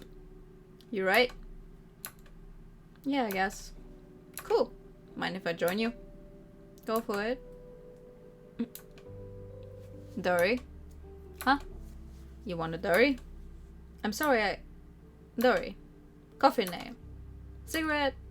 Do you want to smoke or not? Oh, right, of course, yeah, sure. Sorry, it's been a weird day. Smoking. Interesting fire animation. Thanks. No worries. Where are you from then? Heh, you're the first to ask. I live in Collingwood. Oh yeah? Whereabouts? Smith Street. Bit pricey up there these days, isn't it? But you like your avocado toast. Piss off. I've got housemates. Well, nah, I know what you mean. Bit odd, being dad and all that. Takes some getting used to. People keep saying that, but it doesn't make me feel any better. I understand. Do you? I reckon as much as anyone can, yeah? Right. Hey, what's avocado toast actually taste like? Huh? I've never had it. Can't you go out and just eat some? I'm sure Maddie could whip it up if you asked. Avocados are a highly malevolent fruit. Don't trust them one bit. Plus, I've got this whole situation. Oh, so that's what the straw was for. You got it. So what does it taste like? I don't know, like avocado and toasted bread. Avocado's kind of cold and mushy, but it's not got a good taste. Like peas? Nah, definitely better than mushy peas. Leave me a bowl of peas, mate. Love me. Never mind. What? Cause they're the only thing you can eat through a straw? Watch yourself. Oh, look at his face. What a cute guy. Gonna zap me with your deaf council powers? First off, it's a council of death, not a death council. They're totally different things. Secondly, you really think that's what we do? Walk around shooting lightning out of our fingers? Well, when you put it like that, it sounds a bit silly, yeah? We don't do anything like that. We just keep things running smoothly is all. Harassing cafe owners to settle their time, that isn't something we like to do often. So you just keep the peace? As fucking ironic as that sounds, yeah, that keeps the peace. Dude! Ned's animations are treasure. Yeah, he seems like the kind of guy you'd like. I know. Want another? Sure. I mean, you're dead already. Who cares about your lungs, right? Ah! Hello! I love the sunrises here. They're alright. You watch many sunrises, Ned? Not enough, no. Even semi-immortals need their sleep. I just like to sit here and watch it, even when it's cloudy or raining. There's just something about watching the sunrise that makes it easier to deal with the coming day. Feeling optimistic all of a sudden. True, though! Watching a sunrise is very nice.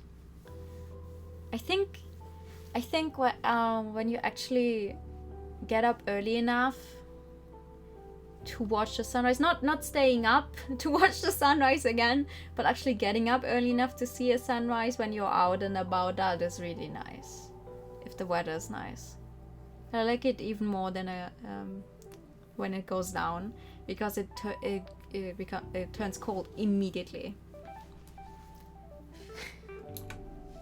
But when the sun rises, it starts getting warmer. So I like that one more. Not that I see many sunrises though. No, I still feel like shit. Huh. How about you, Kishan?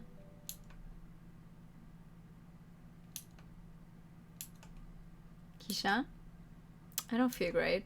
I'm still having a lot of trouble, You guys, I'm dead. I've only got a couple hours left before I have to go, and I don't think anyone here really properly understands what it's like to see a last sunrise ever without any idea of what comes next, and it's really fucking terrifying.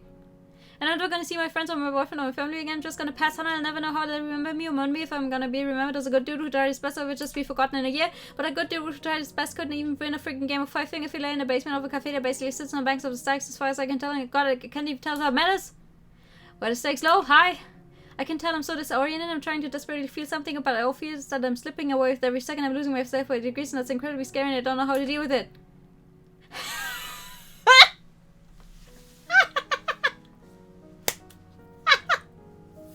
Uber voice for the next 2 minutes, alrighty.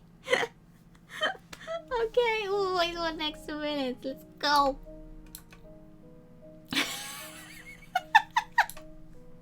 Yeah, fair cop. Actually came out to apologize for that again. Oh, for God's sake, Maddie, have you been gambling again? Can it, Ned? Kishan, I shouldn't have taken that time from you. You took it fair and square. I don't feel like I did, so I'm giving it back. Believe me, I'm as surprised as you are. I don't usually do this. That's different this time. That's my business. I can't believe you're still swindling people out of hours to try and fix your debt. Dude, I know. It's bloody undignified, and it's a clear violation of the rules. I will banish you right now, my man. I thought you'd stop pulling that crap once you took ownership of the cafe from Che. You really think doing this is going to help you pay this debt? Yes, absolutely. And if you got any right ideas on how to do it, otherwise I'm all ears. We should have never granted you and Che those licenses to practice. You've obviously failed to be responsible with them. You really think we wouldn't be doing it if we didn't have the licenses, Bushman? Given your history, the hypocrisy on display here is astounding. That's all behind me, and you know it. I've been working on doing some good for the last 100 years. At the council? Really? Yes, we maintain a balance. You know why that's important. Sure do. I don't need you moralizing at me from your ivory tower. Give it a rest, guys. But I'm pulling a last day on Earth card. Quit it. He's fully...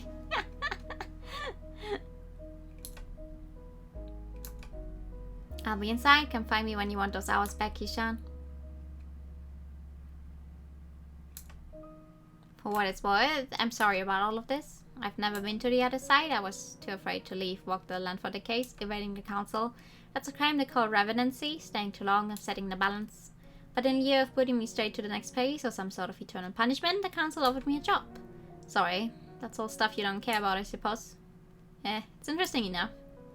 Nah, I'm just filling up empty air. You should head inside and grab those hours back. Truth be told, I'm not feeling especially fond of Maddie right now. She might have been honest with you, but even I can tell she's at the end of her rope. And you might not be able to see it yet, but I think the people in there are fond of you. You think so? Maddie would have offered the hours back if there was something different about you. Plus, the kid actually seems to like you, yeah? I guess. She kinda just dragged me off and got me to hold the screwdrivers for her. Trust me, she thinks you're great. Go on, go inside and say hi. I've got some business to go stick my nose into anyway. Alright, catch you in a bit. I've got some questions about the council.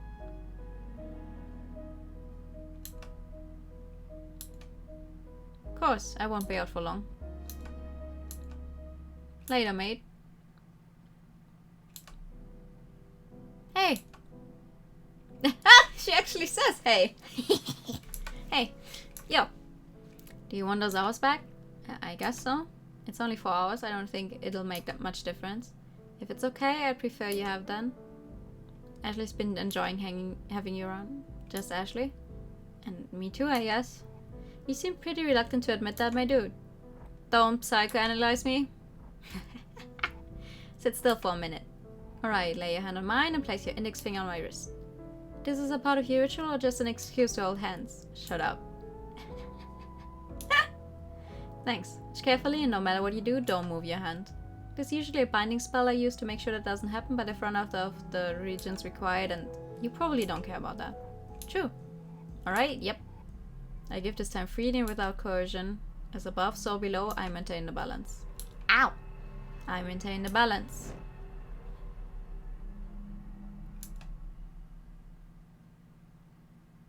That's it. How do you feel? I actually feel better. I feel less itchy. Yeah, we weren't kidding about that yesterday. As you linger, you begin to upset the balance, and as I understand, it doesn't feel good. Right, yeah. Why doesn't it get to stick around then? Does he just ignore it? The council are a special case. They're more similar to demigods or demons than they are to us. That's fascinating. Tell me about it. I'd have joined ages ago, but they're uptight dicks. They don't seem so bad to me. That's because you've not run into any of their ridiculous rules. Bunch of bloody regulations on manipulating life force and certain standards on the treatment of spirits. Hello, I'm clicking button. Is that why you gave me the hours back? Because Ned realized you broke the rules? No, that was all within the guidelines, despite his blustering. I gave them back because I felt bad, that's all. Oh, neat, so you pity me. I love that. I'm actually really into it. No, dude, it's not like that at all. No, you don't need to clarify it, I get it. Seriously, last day on Earth. Moving on. Fine, sure, I'm sorry. Sorry, I've got to serve this customer. I'll help. Really? It's probably not a two-person job. Yep. Come on.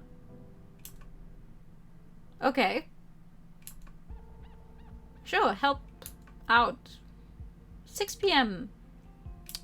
Yeah. Anything else that needs doing? These characters are really likable. Yeah, I like them a lot so far. Now, I'm gonna take this tray of glasses into the kitchen. You can go chill for a bit. I'll take them. You need a break. Sure. Where's the kitchen? That way? You find it eventually. Cool. Back in a minute.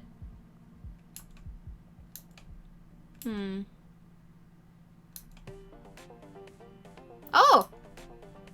Your pawns are nothing compared to the raw power of my castle. Nothing. Yeah? What's this then? Ah! My castle! Brought low by my own hubris. How do you say it? Hubris? Hubris? No, it was just a pawn. And maybe a little bit of hubris. Bishop! Knight! Ah! You're at the castle and... Check! Hubris! Check, you say. Ooh, I didn't think of that. You activated my trap card! Oh, hey, Maddie, come check this out. I tricked him into a full sense of security. Oh man, that's embarrassing. Hello! Good evening! You seriously let her outmaneuver you that hard? Yes, I'm very ashamed. I suppose the real hubris was inside me all along. I frigging love winning! I should try doing this more often. A chance win at chess. Could grow into a big winning streak, you know? You wanna play something with us? I should really head back down to the bar. There's nobody there. Come on, take a load off. If anyone really needs you, they'll know where to find you. How about I grab us all a drink? Make sure there's nobody waiting down there, then we play something. Won't be 5 minutes. You actually gonna come back this time? You never come back. I'll come back. Promise. Why don't you pick out a game while I'm gone? Let's find something, Ashley. What do you feel like playing today? Something with lots of dice. Dice it is. We'll see you in a minute, Maddie. 6:15, Ashley's workshop. Ooh, what is with that window thingy?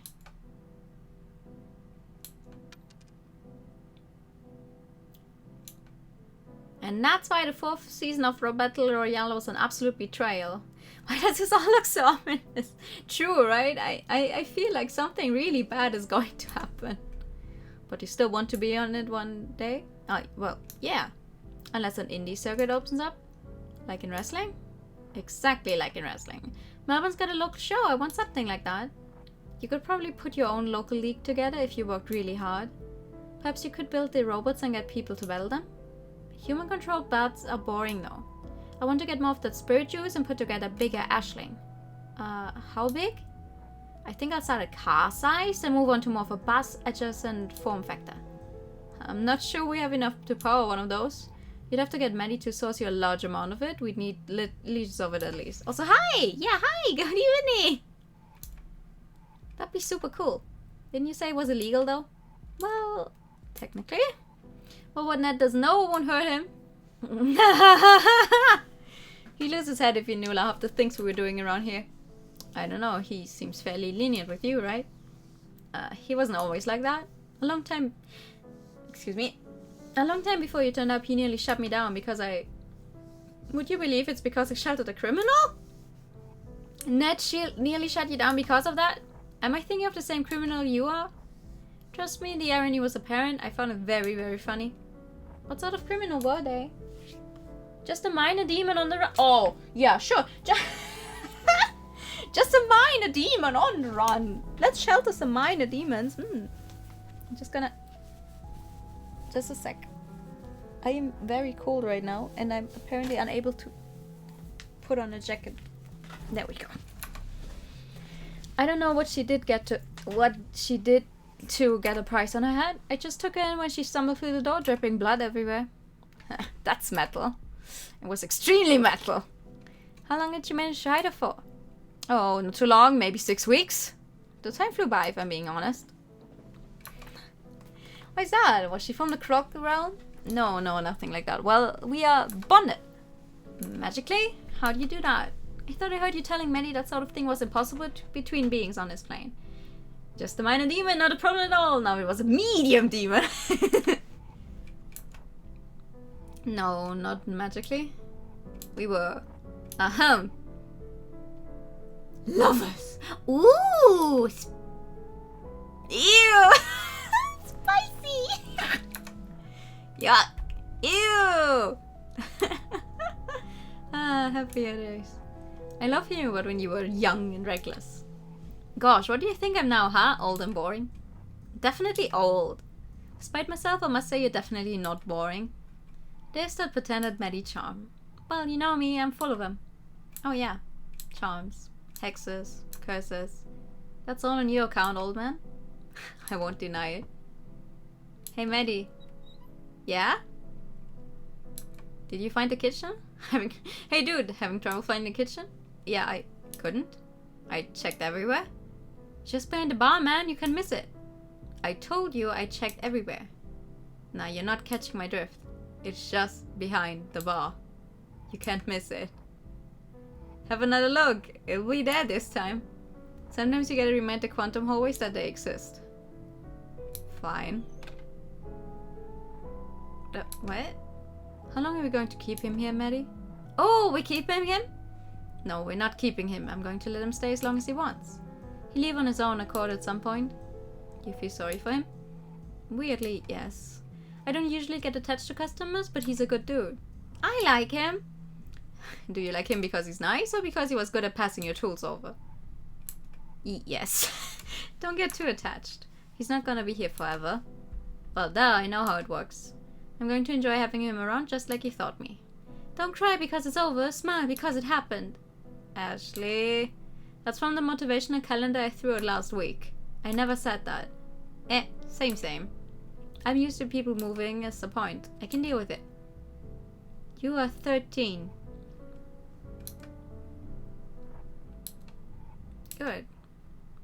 I don't think she's as used to it as she would like to believe. 6:30. What kind of clothes is that she has on under her hoodie? I don't get it.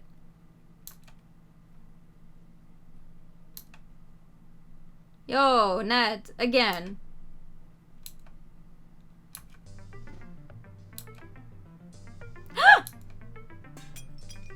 Fuck!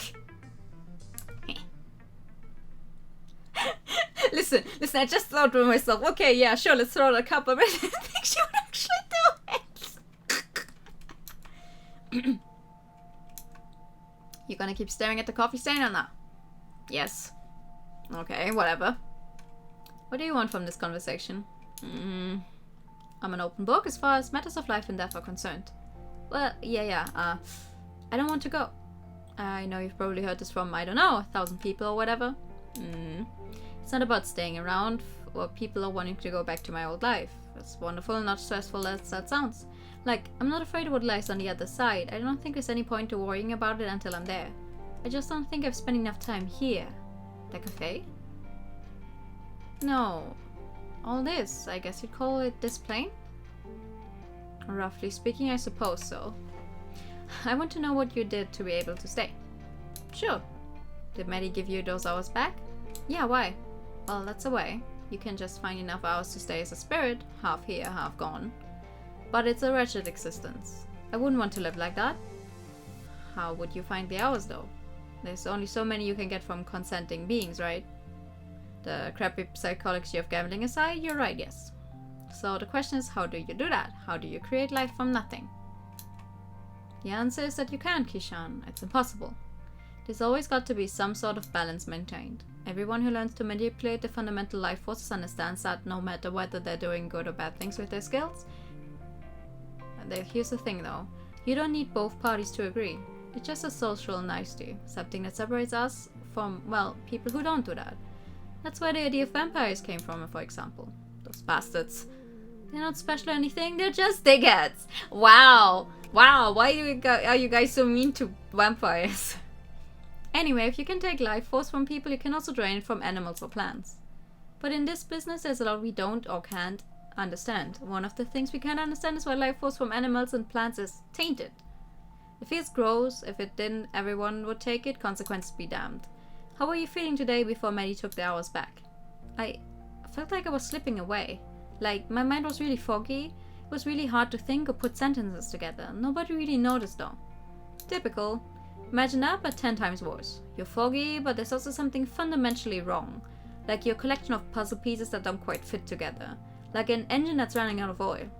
That sounds horrifying, right? So, should I do it? Probably not. How would I say otherwise? Well, you could always go on the lam, just run for it. But you'd catch me. Not me, personally, but yes, the council would eventually. And that's it. That's my only option. Perhaps. Depends on how you feel about bonding your soul for eternity to a fundamentally neutral arbiter of justice. I have no strong feelings about it one way or another. Smartass. Would you regret it if you stayed here forever instead of moving on? I don't know, I guess that'd be up to me, right? How do you mean? In the end, how I feel about taking a big bunch in my life is just a matter of how I frame it. I can focus on what I regret, sure, but it's not a useful way to spend my time. If I focus on the future, on everything that's in a possibility space instead of outside of it, that's probably better for me, yeah? Sure. You don't sound convinced. I'm just ambivalent on it. I try not to think about anything too hard these days. But if you're willing to accept eternal bondage with the council, I can keep you here.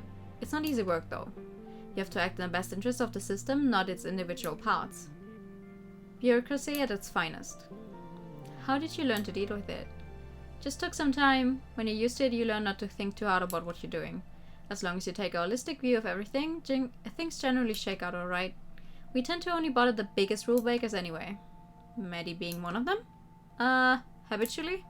She wouldn't be getting so much leeway if it weren't for Che. I don't understand that guy. He's nice, we chatted a bit, but what makes him so special? He's provided services in the past? I can count on one hand the number of people who know as much about the manipulation of life force as he does. He's been researching it for over 100 years. No way, he's that old? He looks like 60, man. He does not look like 60, what the fuck are you talking about? He looks like, I don't know, 40 at most.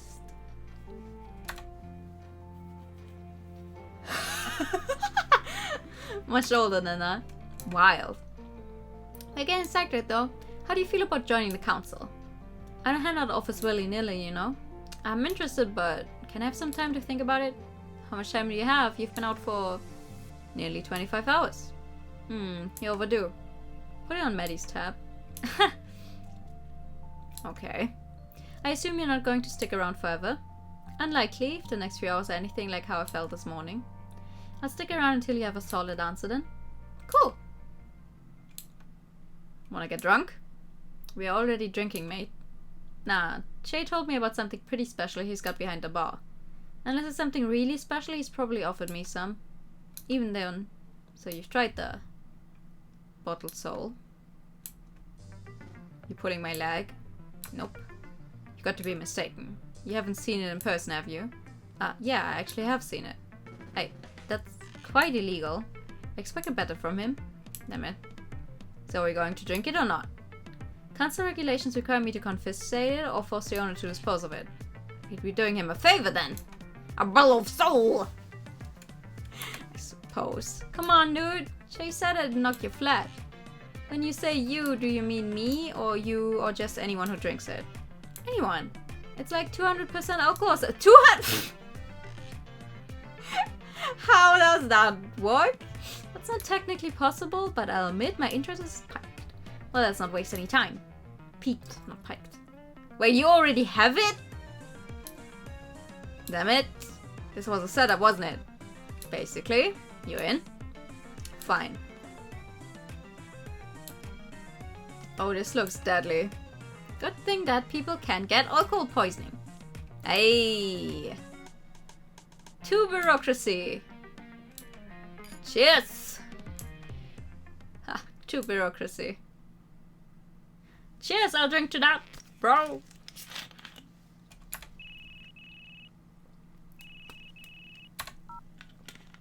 Oh, you guys have phones? She has coffee beans as a phone background.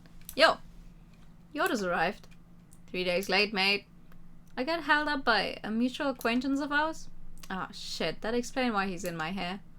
I'll be there in half an hour. Maddie, aren't you cold in those clothes? Achievement unlocked. End of the line. Oh, our best friends. The catabasis is considered to be a vital part of the hero's narrative. Every hero goes to hell at some point, and in the stories they usually come back, which is the bit that seems weird to me. I don't think that's how it works in real life. The cafe has had a bunch of heroes come through claiming that they were going to conquer hell and back. They were never returned as far as I saw. The idea of catabasis is that in the grand scheme of things, hell or the underworld or Hades or whatever you want to call it, anyway, it's on the outside of wherever we are. Like we're trapped inside the sphere and we leave it to go to hell. Did the ancient Greeks ever consider that maybe we've been on the outside the whole time, just waiting to get in? Maybe they did. Matter of perspective. I guess I'll ask one sometime if I ever meet one. But first, we're just waiting our entire lives for this to pass through the firmament to next place. Pure driftwood that washes up on the shore of whatever that next place actually is. Seems weird, but maybe that's where we're naturally meant to be. I'm thinking it's possible that this world isn't some sort of proving ground or anything. Maybe it's just a waiting room. A beautiful, flawed, complex waiting room. Personally, I don't think there's anything like heaven or hell waiting for us, no judgment either. The world doesn't ever operate in binaries or absolutes. There's just flawed human thinking projected on things that are much, much more complex than they can ever perceive. I don't think what's waiting on the other side is even something that we can conceptualize. I bet it's cool. It's a shame that it's a one-way trip though. Okay, go off! Visual novel has an interesting style to it. Absolutely. Oh, wow, wow, wow, wow. That is a lot of things. Minor demon. Foggy, spirituals, 1,000 people, 100 years. Hubris, semi-immortals. No, not this one. Confirm. J. Terminal. Law. Magic. J. Law. The terminal. Okay. Sounds good. J got hubrism. Yeah. I like him.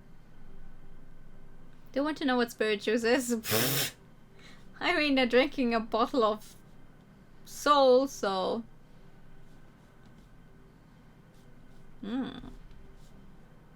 Billiards 3. Oh, okay. Law.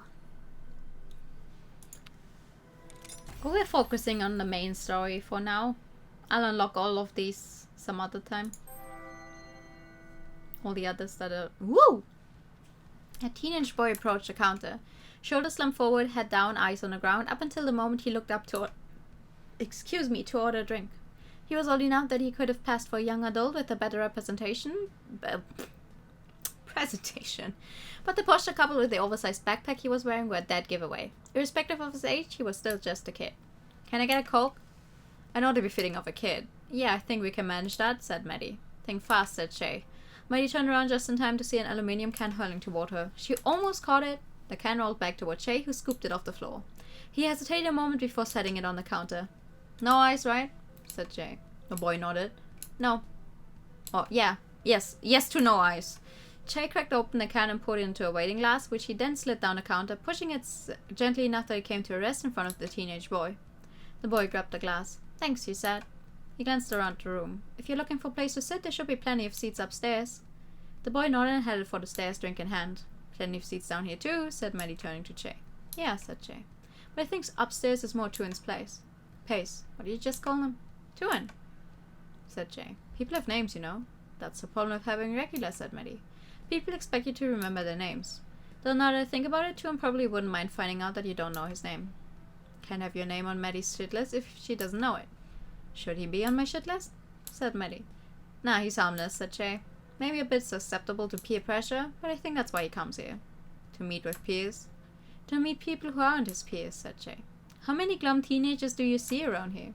Too many, said Maddie. Maybe not enough, said Shay. Please tell me you don't actually mean that. Why does every single sentence go with a said Maddie? There's more ways you can say someone said something. Teenagers have the highest noise to spending ratio of any demographic. Not the glum ones. And if I were a glum teenager trying to find my place in a world and trying to carve out an identity for myself, I could imagine a worse place to do it than right here. Teenagers can go be glum somewhere else. Whatever happened to proper teenage delinquency? Be careful what you wish for. We've been mercifully delinquent-free for quite a while now. Proper teen delinquents don't loiter in coffee shops. They set things on fire, spray paint alleyways, and stay out past curfew. Does the city have a curfew for minors? It should! It should! Terrible to remember names, me too. Teens need to be able to break rules, and all the better if committing acts of vandalism at 11 PM gives them a 2-for-1. Maybe they should avoid delinquency and just stick to general mischief? Oh no! We already have plenty of mischief around here ever since Ashley set up shop. Got it. Next time I see Tuin, I'll tell him he needs to be committing more crimes. What do you do if he actually takes your advice? He won't. Peer pressure only works if it's from a peer. Someone of my age telling him he'd be cool if he starts swiping liquor won't do much to assure him that becoming a thief is a ticket to popularity and acceptance. So find another teenager to tell him. I'll keep my eye out. Don't tell random teenagers to start stealing, please. How else will you know if they said anything? I just know. I can feel it in my bones. Be teen, do crime.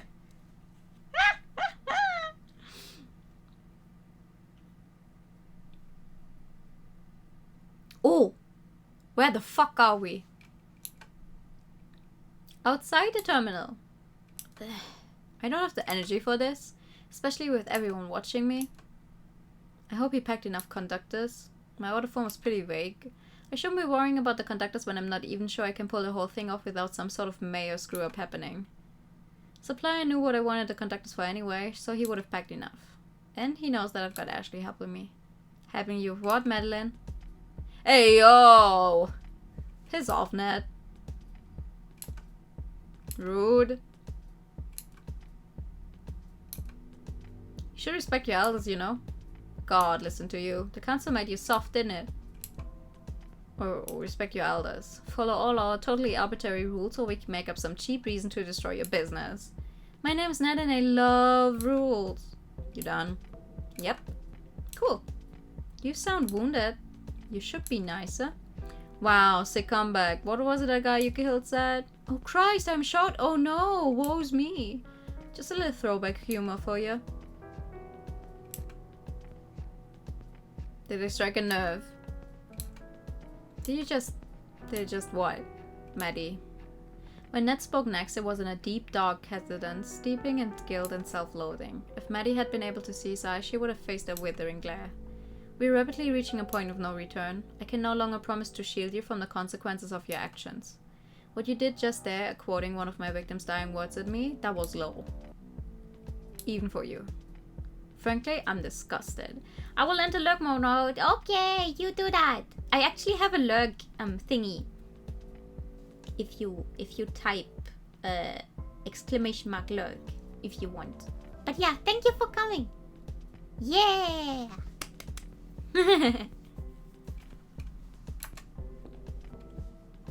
You dare to poke at my guilt? You dare? Let's talk about guilt, shall we? I don't suppose you might have anything weighing on your conscience right now, would you? Oh, oops. I didn't see that. What did that say? As I thought. They may still weigh heavily on me, but I'm absolved of my sins. I've had 100 years to process that, and to redeem myself through my actions. You? Your sins are fresh. The lance marks on your soul, deep cuts in your aura. Swallow your arrogance, novice. I know what you did. And I can't wait to see how you plan to make this right. Oh, episode 5. Rainy Moods. Okay. Okay. Thank you for the hire time. I have no idea what Maddie did, but it has to be something pretty big.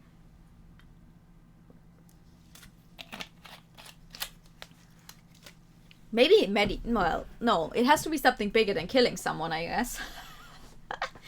Bring some Mumbone back from the dead. I don't know. The terminal. Hi! You're new. Tuan, age 16. Thinks he's smart. Not antisocial, just shy. Thank you for that. Posture check. Read a bunch of Wikipedia articles on optometry and considers himself somewhat of an expert. Hannah, age 16. Knows she's too smart for her own good. Hobbies people watching. Self-indulgent teenage angst taking advantage of the fact that she's too smart for her own good. So I'm not sure that alcohol actually makes you feel anything. In fact, going by its chemical properties, I'd say it's the opposite. Shut up, dog. We're planning a haste. Metaphysical debates about alcohol can come after. But this isn't metaphysics. I'm just talking about some simple chemical interactions with our brains. Please take the energy you're putting into pedantry and redirect it towards the plan. The plan. The plan. What's the plan? I was thinking I could just reach over the bar and grab the first bottle I see. Sounds risky. Very chaotic neutral! Hi, thank you so much for the follow, welcome! And what's your alignment then? Neutral good? Uh-huh. Wait, Maddie is in the middle down. On the right down is Ashley. Upper right is Che. Neutral is... I already forgot his name. God fuck. Kishan. Left is Ned, and then there's a bunch of people we haven't seen yet. Well, the one on the upper left and the one on the upper... lower left we haven't seen yet. I'd say it was lawful neutral, but it's a coward's option. Yeah. But getting back to the plan, she already has the bottle. Oh. Using your own pedantry to distract you was absolutely part of the plan. Wow, so little faith in me. Gotta minimize liabilities here. You're out here playing checkers while I'm playing 6-dimensional upside-down laser chess. Shit! I've galaxy brained this and now I'm holding the fruits of my labor. Don't you mean our labor? If you insist. Give me a closer look at that. What sort of fruit did we pluck from the booze tree? Really stretching a metaphor out, huh? Yep. I don't recognize the language on this label. What? Let me look. What the hell? I don't recognize this either. Maybe it's a cipher? Who'd make you read a cipher just to know what you're drinking? A sadist. Oh, we could have asked Maddie what it is. She's a sadist, right? Yeah, that idea sounds great. Let's go find her. Apart from the fact that we specifically nicked it from her. Oh, right. You're meant to be the lawful one here, dude. We agreed on neutral good. Me not challenging your assertion does not make it an agreement. What is wrong with these guys? Regardless. Wait, hold on. I sense a dark presence. Do you feel it? No, I don't feel anything particularly spooky near. Yeah, me neither. Hi! Oh no, the bottle! Hello, children. I see you've stooped to petty thievery. Alas, so sprung! Can't believe my heist career is over so quickly. Aw, don't give up on your dreams, kid. Speaking of, you know what happens when you drink this? I was assuming some sort of drunkenness. Does it make your teeth fall out? Well, last time I had a shot of this, I woke up in Adelaide. Wow. So the result was 700 kilometers worth of drunkenness and bad decisions. But I woke up 6 hours before I took the shot. Had to drive a rental car back and explain to Che why it disappeared without a trace and somehow accidentally time traveled. Holy shit, can we give it a try? God no. You ever heard of liquor licensing laws? I'd end up in jail. I think it'd be an excellent formative experience. Yeah, if you're not perpetuating teen drinking culture, you're a loser. Huh? Somehow I remain unconvinced by your passionate arguments. Well, we tried. You kids have way too much time on your hands, you know that? Better than not having enough, right? I'm utilizing my time to practice my skills. It's not wasted. Well, the non-existent industry sector that relies solely on the skill of reaching over bars and stealing bottles of enchanted booze is gonna be lucky to have you. Aw, that's so validating. Thanks. Can I get you to a coffee or anything? Hot chocolate? I'm kinda busy tonight, but I'm hoping that bribing you with free drinks will stop you from nicking my shit.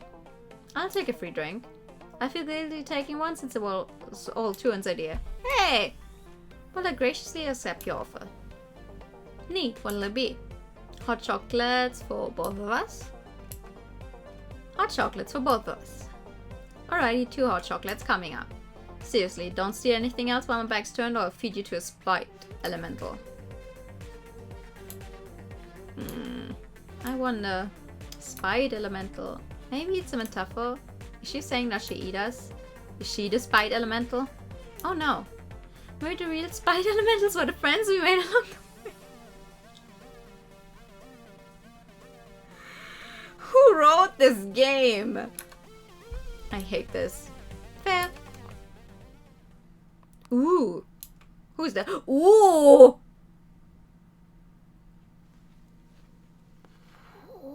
Woman. Booba. Samantha, 32, American, visiting Melbourne for work, devastatingly patient. Trust me, you kids don't want to meet a spite elemental. Have you? Yep. Got pretty close to not making it out alive. I guess you're in a fairly exciting line of work then. It gets that way sometimes. But spite elementals aren't exciting. They're terrifying. They suck all the air out of the room and make the wood ache. And they don't die easy. Huh. That's kinda metal. You sure do need brass balls to face one down, that's for sure. And a steely gaze. What? Ah. Cause steel is a metal and I said it was metal and then you mentioned brass balls, so... Hannah, please back me up. Nope, you brought this on yourself, mate. No. No, she's totally right. What's going on here? You bullying my customer, Samantha? Of course not. Good, cause that's my job.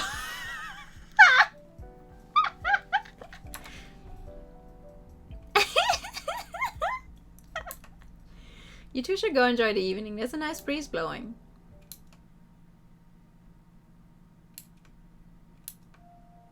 Hi. You remember my name, that's sweet. Of course I did, you're interesting. Doesn't that describe everyone who walks through your doors though? Absolutely not, especially not in the way that you are. Some people would take offense at that. Your boss must be very different to mine. Well, my old boss, I guess. I'm my own boss now, actually. Apologies, your approach to hospitality work is different, very different from what I'm used to, is what I'm trying to say. Figures, where did you work? Just some dive bar overseas. Wretched hive of scum and villainy. The owner would never shut up about treating every client like royalty. Something a pain in the ass if you ask me. I'm not asking actually, but I appreciate the sentiment nonetheless. So, can I get you anything? Surprise me. You'd like me to pick you something? Yeah. Mind if I ask you a couple questions? Are they related to the drink? Yep. Shoot. Okay. What's your favorite white wine? You're not making me a wine cocktail, are you? Huh, no. I'm partial to a glass of Marsanne every now and then. Fancy. Next question. Have you ever read a star chart? Like in astrology? No. Why? I don't put any stock in mysticism. Hey, this place isn't mystical. It's built out of cold hard facts. I just don't know them all yet. Alright, fair enough. Last question. You're walking in the shallows of an ocean that seems to go into the distance forever. You can't see any land aside from the sand under your feet. Whenever you step forward, the sand sinks just a little bit. As far as you can see, there's no way to escape. Drowning is the only possible outcome. What do you do? What do we do? Wow, I feel like you're about to pull out a void kampf machine or something. It's obviously some sort of test. I run, I swim, I dive when I can. And if I eventually drown, so be it. Walk backwards! There's nowhere else to go and no point to sitting and waiting for starvation or showers or someone to save me. I have to take action. So what's the verdict? Samantha didn't get a response. Maddie's eyes had glazed over as soon as she'd answered the last question. Now she stood perfectly still, gazing intensely at the rows and rows of dusty bottles lining dustier shelves. Her lips moved, but no words came out. As Samantha watched, a flask of red liquid twitched, seemingly of its own accord. Maddie craned her neck up at it and scolded. In response, a smaller bottle next to the first, and surely one big enough to hold a few drops of something, began to glow. Her skull shifted to a wry smile. Oh, what's happening? Ooh, what's happening? Please, you don't need to open anything new on my account.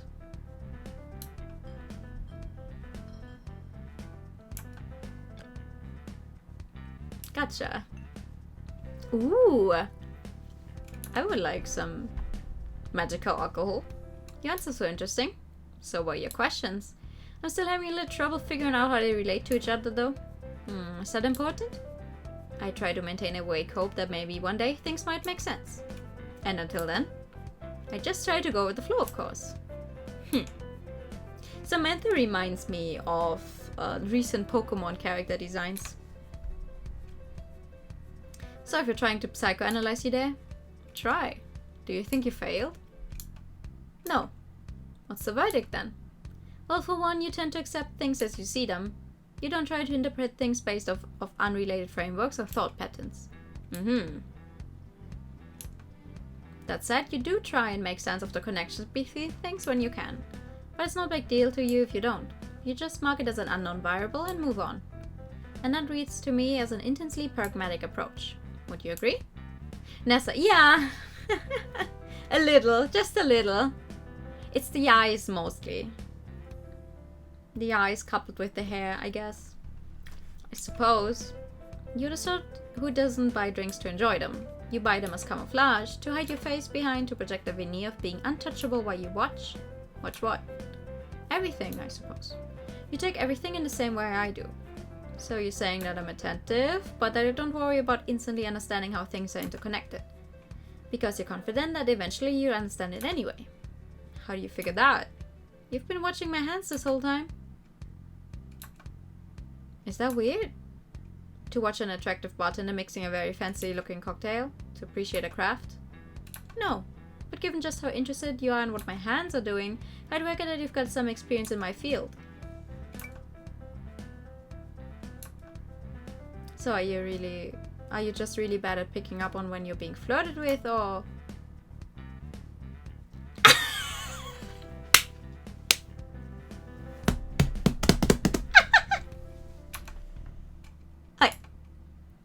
fine, sweetie. In fact, it's pretty cute. I meant in alchemy! The field of alchemy! Uh-huh.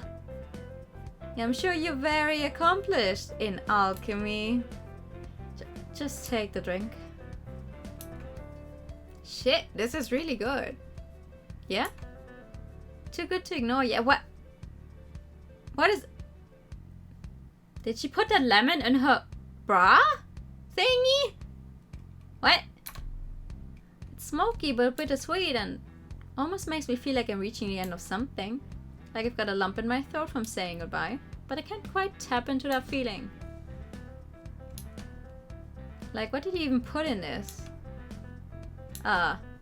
Mezcal, artichoke bitters, gold heart bitters, and a slice of gorilla lime. Gorilla lime? That can't be a real thing. It's just hard to acquire.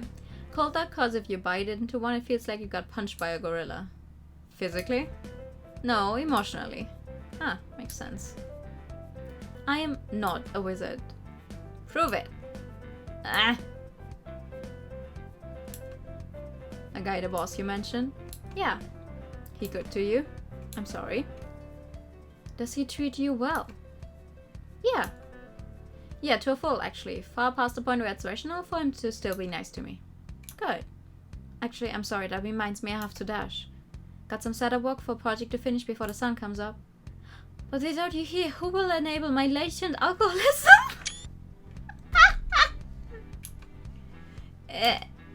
You can just reach over the bar and grab the gin. Tonics in the bar fridge. Will do. You're just telling your customers to get their own stuff from behind the bar. Come back soon though.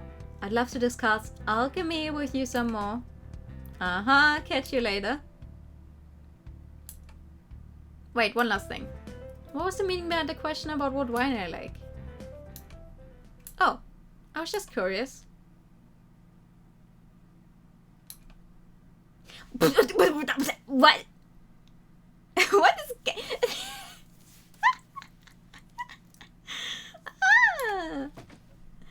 I don't get this. That's the last one, I reckon. Does it have the magic caps in it? I think so. You can just call them caps, you know. They're built for something different. I refuse to use non-specific language. Uh-huh. Yeah, they're in here. Oh, what about the thing? You have to be a little more... Oh, you know, the thing. Sparky thing. Electric. Sweetie, how long have you been awake? It's better for you if you don't know, I think. You mean the voltage regulator? That's the one. Good job. It's in one of the other boxes. I didn't think we needed another one though. Are you kidding? The last one literally melted. It's a good thing I have an extremely sick metal arm, otherwise I would have been badly injured. Yeah, thank goodness. Is there anything missing? I shall check. Need some espresso? I think I will literally die if I have any more. Hey, that's really mature of you. Nice job. Yeah, whatever.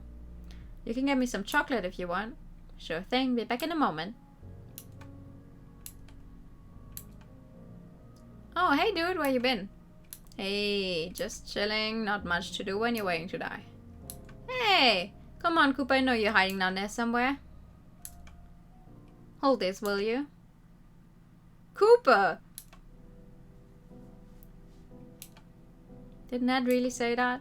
Yeah. Do you believe it? I'm not sure. Well, it's not a lie, but it's not the whole truth either. And I don't quite have the time to entangle it for you. I've got a hungry teenager downstairs and a summoning ritual to complete. She's part of this too? Don't you take that judgy tone with me. Hey, far be it from me to moralize at you. Getting a lot of that these days, mate. I'm just trying to keep everyone happy. Tough gig.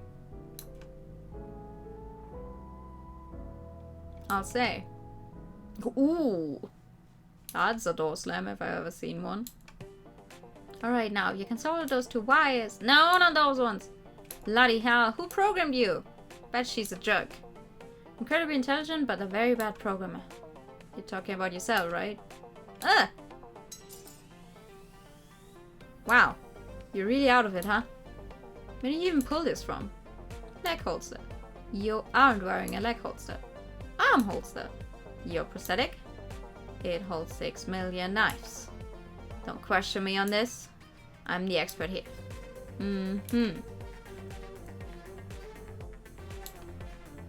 Hey, need a hand? Dude, you should check yourself before you fucking wreck yourself. No, that's not what I meant. Oh.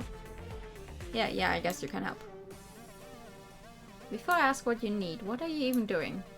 Maddie mentioned a summoning circle. Something like that. You ever want to live forever? I traded for just having a second chance, honestly. Are you sure? Well, grab me that box, please. You can't just leave that hanging like that.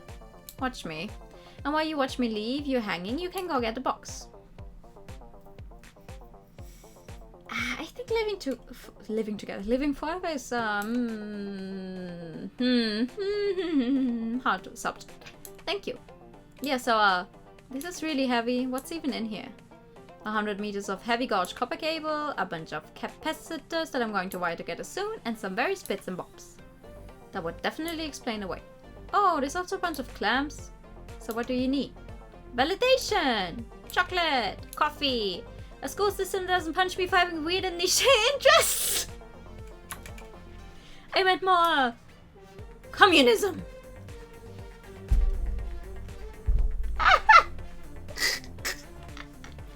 Hey guys, I'm going to the store. Anyone want something? Yeah? I got like $5.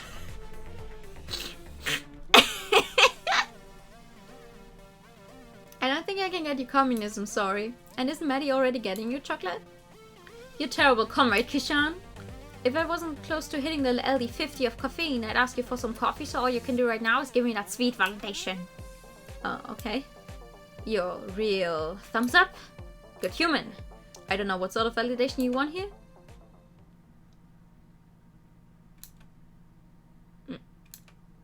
I feel like I'm stuck in a loop of trying things that inevitably going to fail, and I don't know how much of it is my fault for not being good enough at a monumentally difficult task.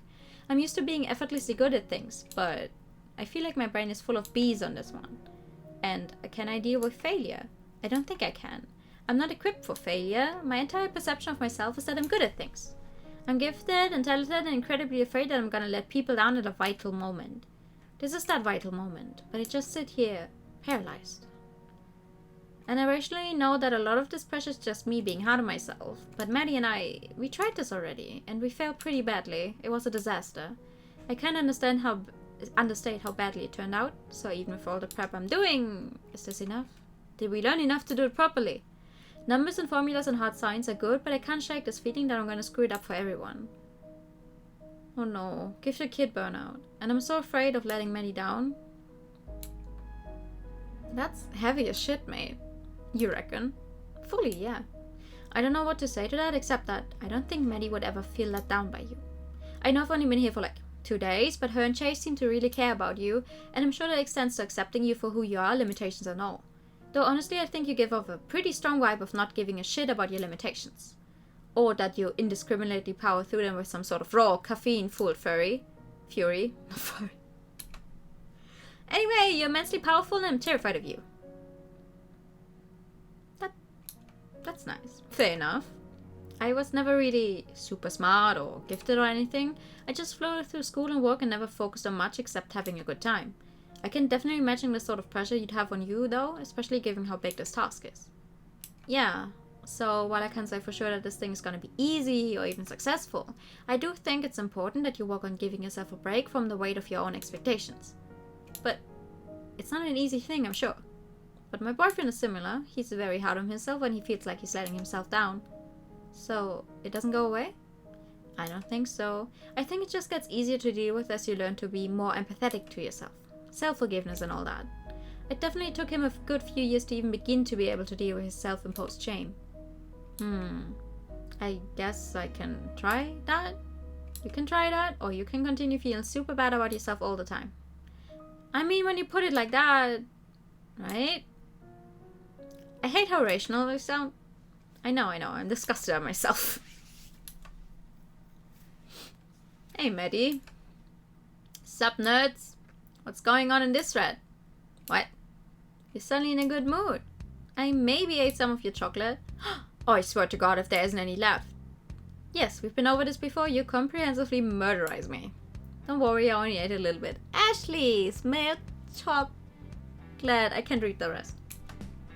Excellent. Is this enchanted chocolate or just normal chocolate? Does he deserve to know? I don't know. I kinda like the mystery. It's completely normal chocolate, isn't it? Maybe. Maybe not. Can I have some then? Come on, you owe me. For what? Helping you set up all this? Oh yeah, that's fair. Chocky. This is totally normal chocolate. Yeah. Did you expect it to not be that? Well, you implied. You never implied. You came up with that one all on your own. Damn it. Alright, I'm bored. Later, dogs. Don't you run off on me, miss. This Magikarp bank isn't even half done. I'll do it later. For now, I'm gonna go take a nap under that table. If anyone disturbs me... Come on. You'll be happy? Confused. Ticklish. Extra hungry. I will mention me in your diary. I will exact terrible revenge on both of you later. Jeez, that phrase definitely doesn't start with an M. Ah, bye. She's rolling. I'm not being too hard on her, am I? You? Nah, she thinks you're great. Good. I could probably stand to give her a break, though. I mean, I'm expecting a lot from her right now. She does seem a little overloaded. Fuck. But she told me things were too much, right? I don't know. It seems like she idolizes you.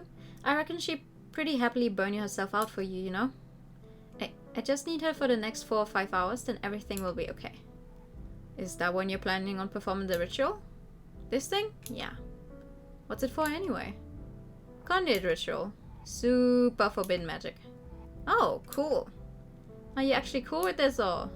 Not hugely, actually. Why is that? Well, you know, I was talking to Ned earlier and... Actually, don't worry about it. It's fine. I don't care.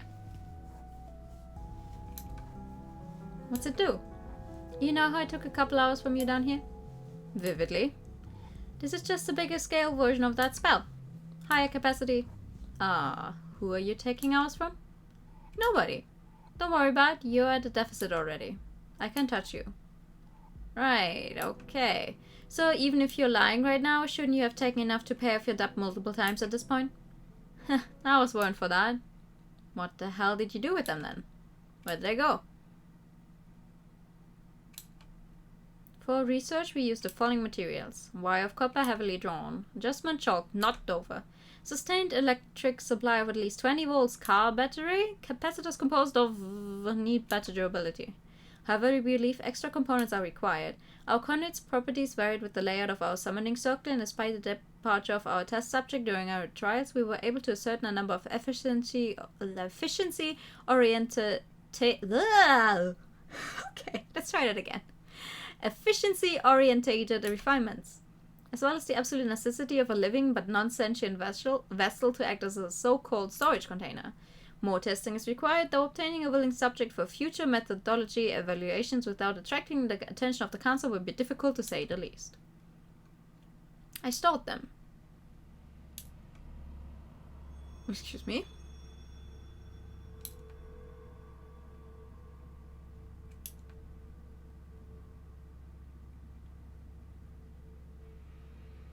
All those hours are in this tree. Ooh, what?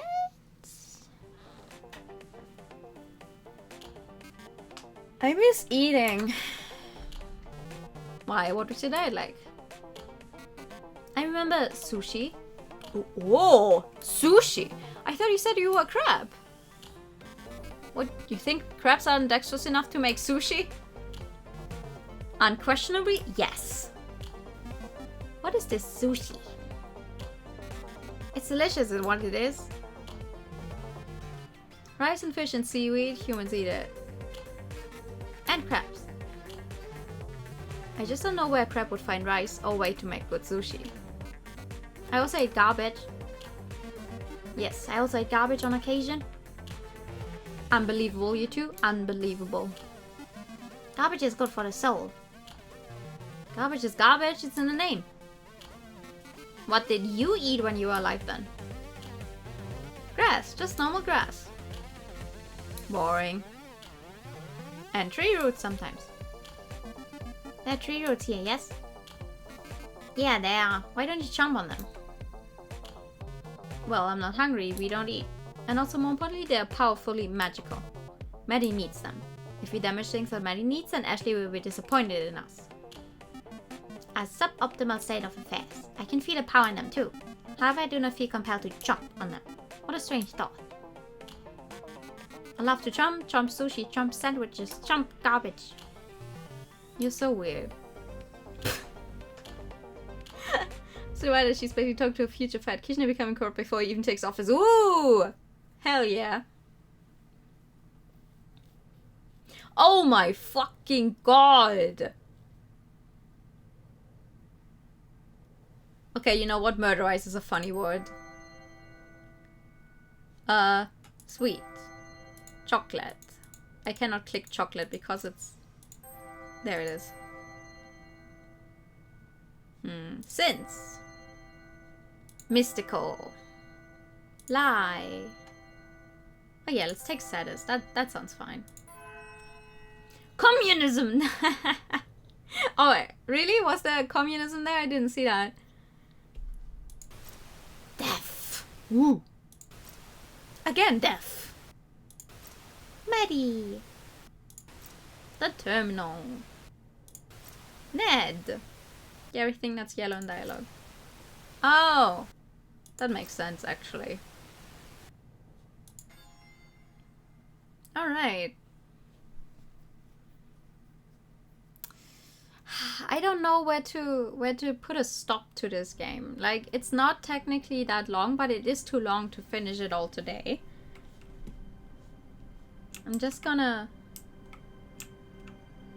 Something down under. Ooh. Ashley's inventions? I'm just gonna read the one so we can leave here and go back to the main room, and then I think we're going to be done for tonight. Come on, I want to show you something. For a moment, Thuan thought of grabbing Hannah by the hand to lead her. Oh, I can... Oh, this is not the one I have to read, though. Or do I? I can unlock it, yeah.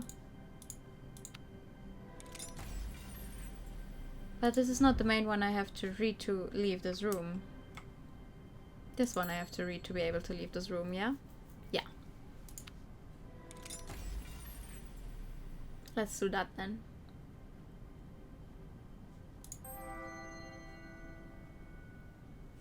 My dear Maddie, thank you for getting in touch with me, or perhaps I should say congratulations.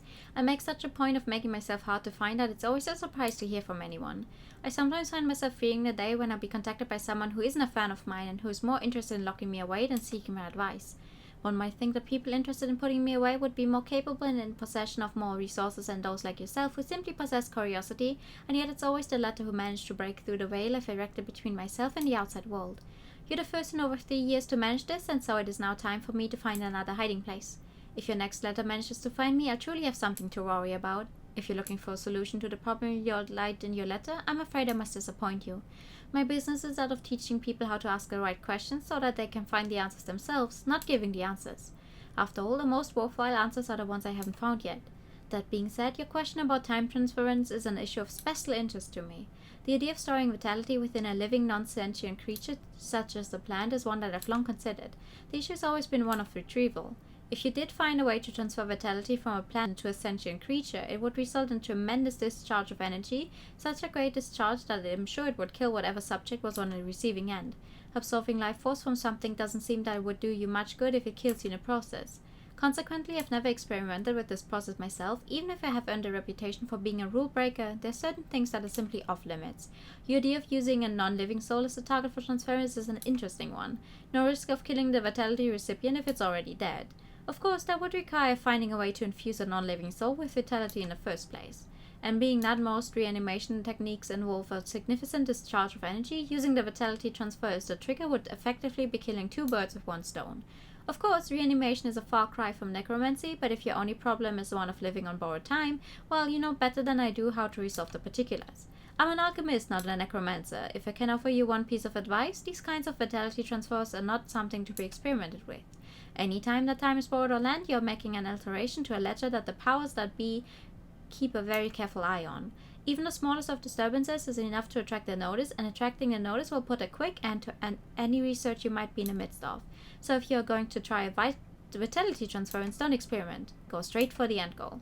If you're going to catch the attention of those whose attention you do not want, make sure that the endeavor is worthwhile. If you have a good reputation, it would be a shame to squander it on something so trivial as allowing a mouse a few extra seconds on this side of mortality. As they say, go big or go home.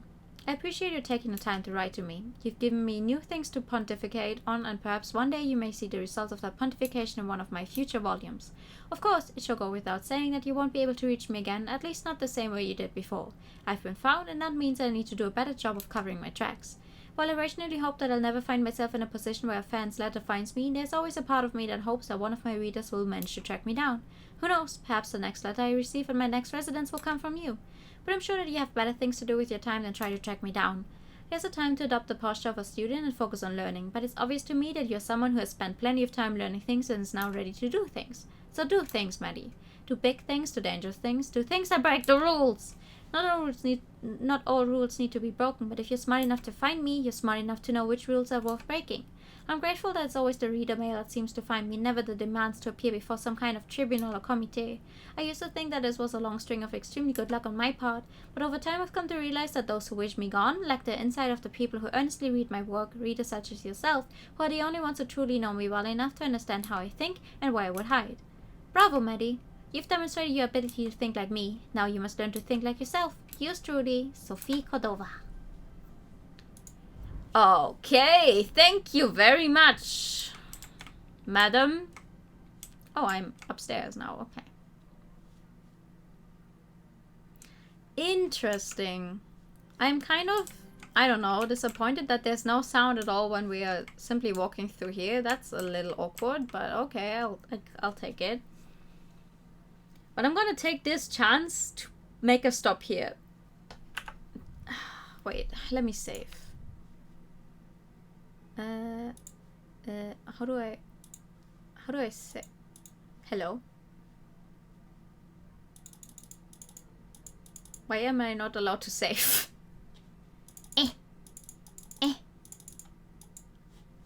Do I have to continue the story? Can I save when I continue the story? Is that what I have to do? Hold up. Continue, yes. Maybe. Maybe I'm not allowed to save on the overworld thing. On the hub, in that sense. Hi, hello. Yeah, okay. I am allowed to save now. Save to slots. Yes, thank you. No. No, how do I... Title. No saving, only story. Exactly. No saving, only story. But oh god, okay.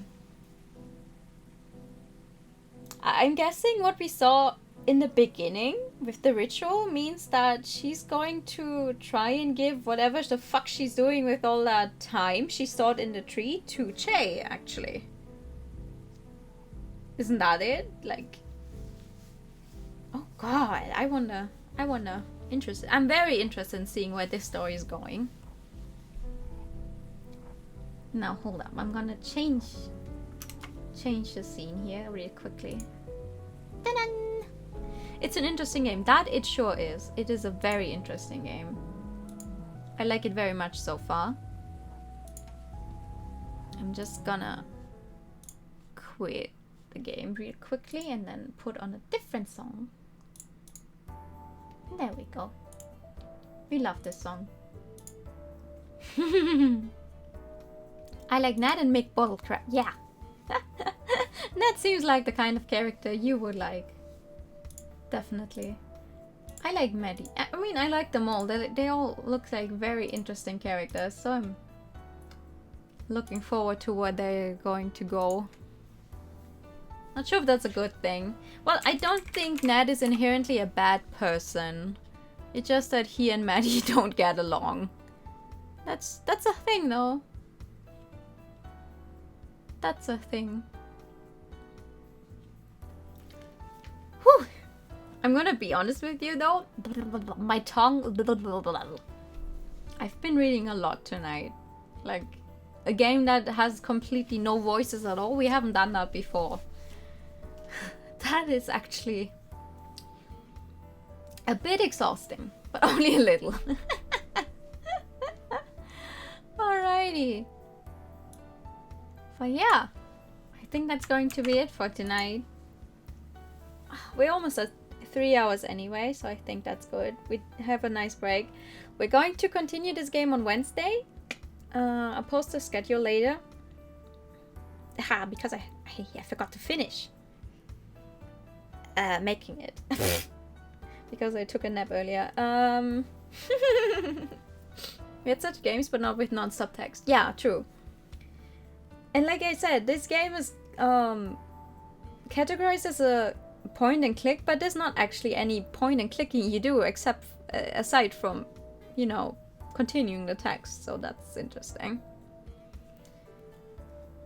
But yeah. Thank you so much for coming. Everyone who came here from Rip's stream, raid, thank you so much. For now, I wish you all a very good night. I say we're going to raid Lyria. Lyria's play... Lyria... I always pronounce her name wrong. Lyria's playing Talos Principle again. Thank you for the stream. Anytime. Which is... a kind of puzzle game, I think. Thank you for stream. Anytime! Thank you for coming. Good night, good night, good night. Wait, let me get you all on that stream. And then let me give you all the raid message. I wish you all a very good night. Thank you so much for coming. Good night. And bye-bye.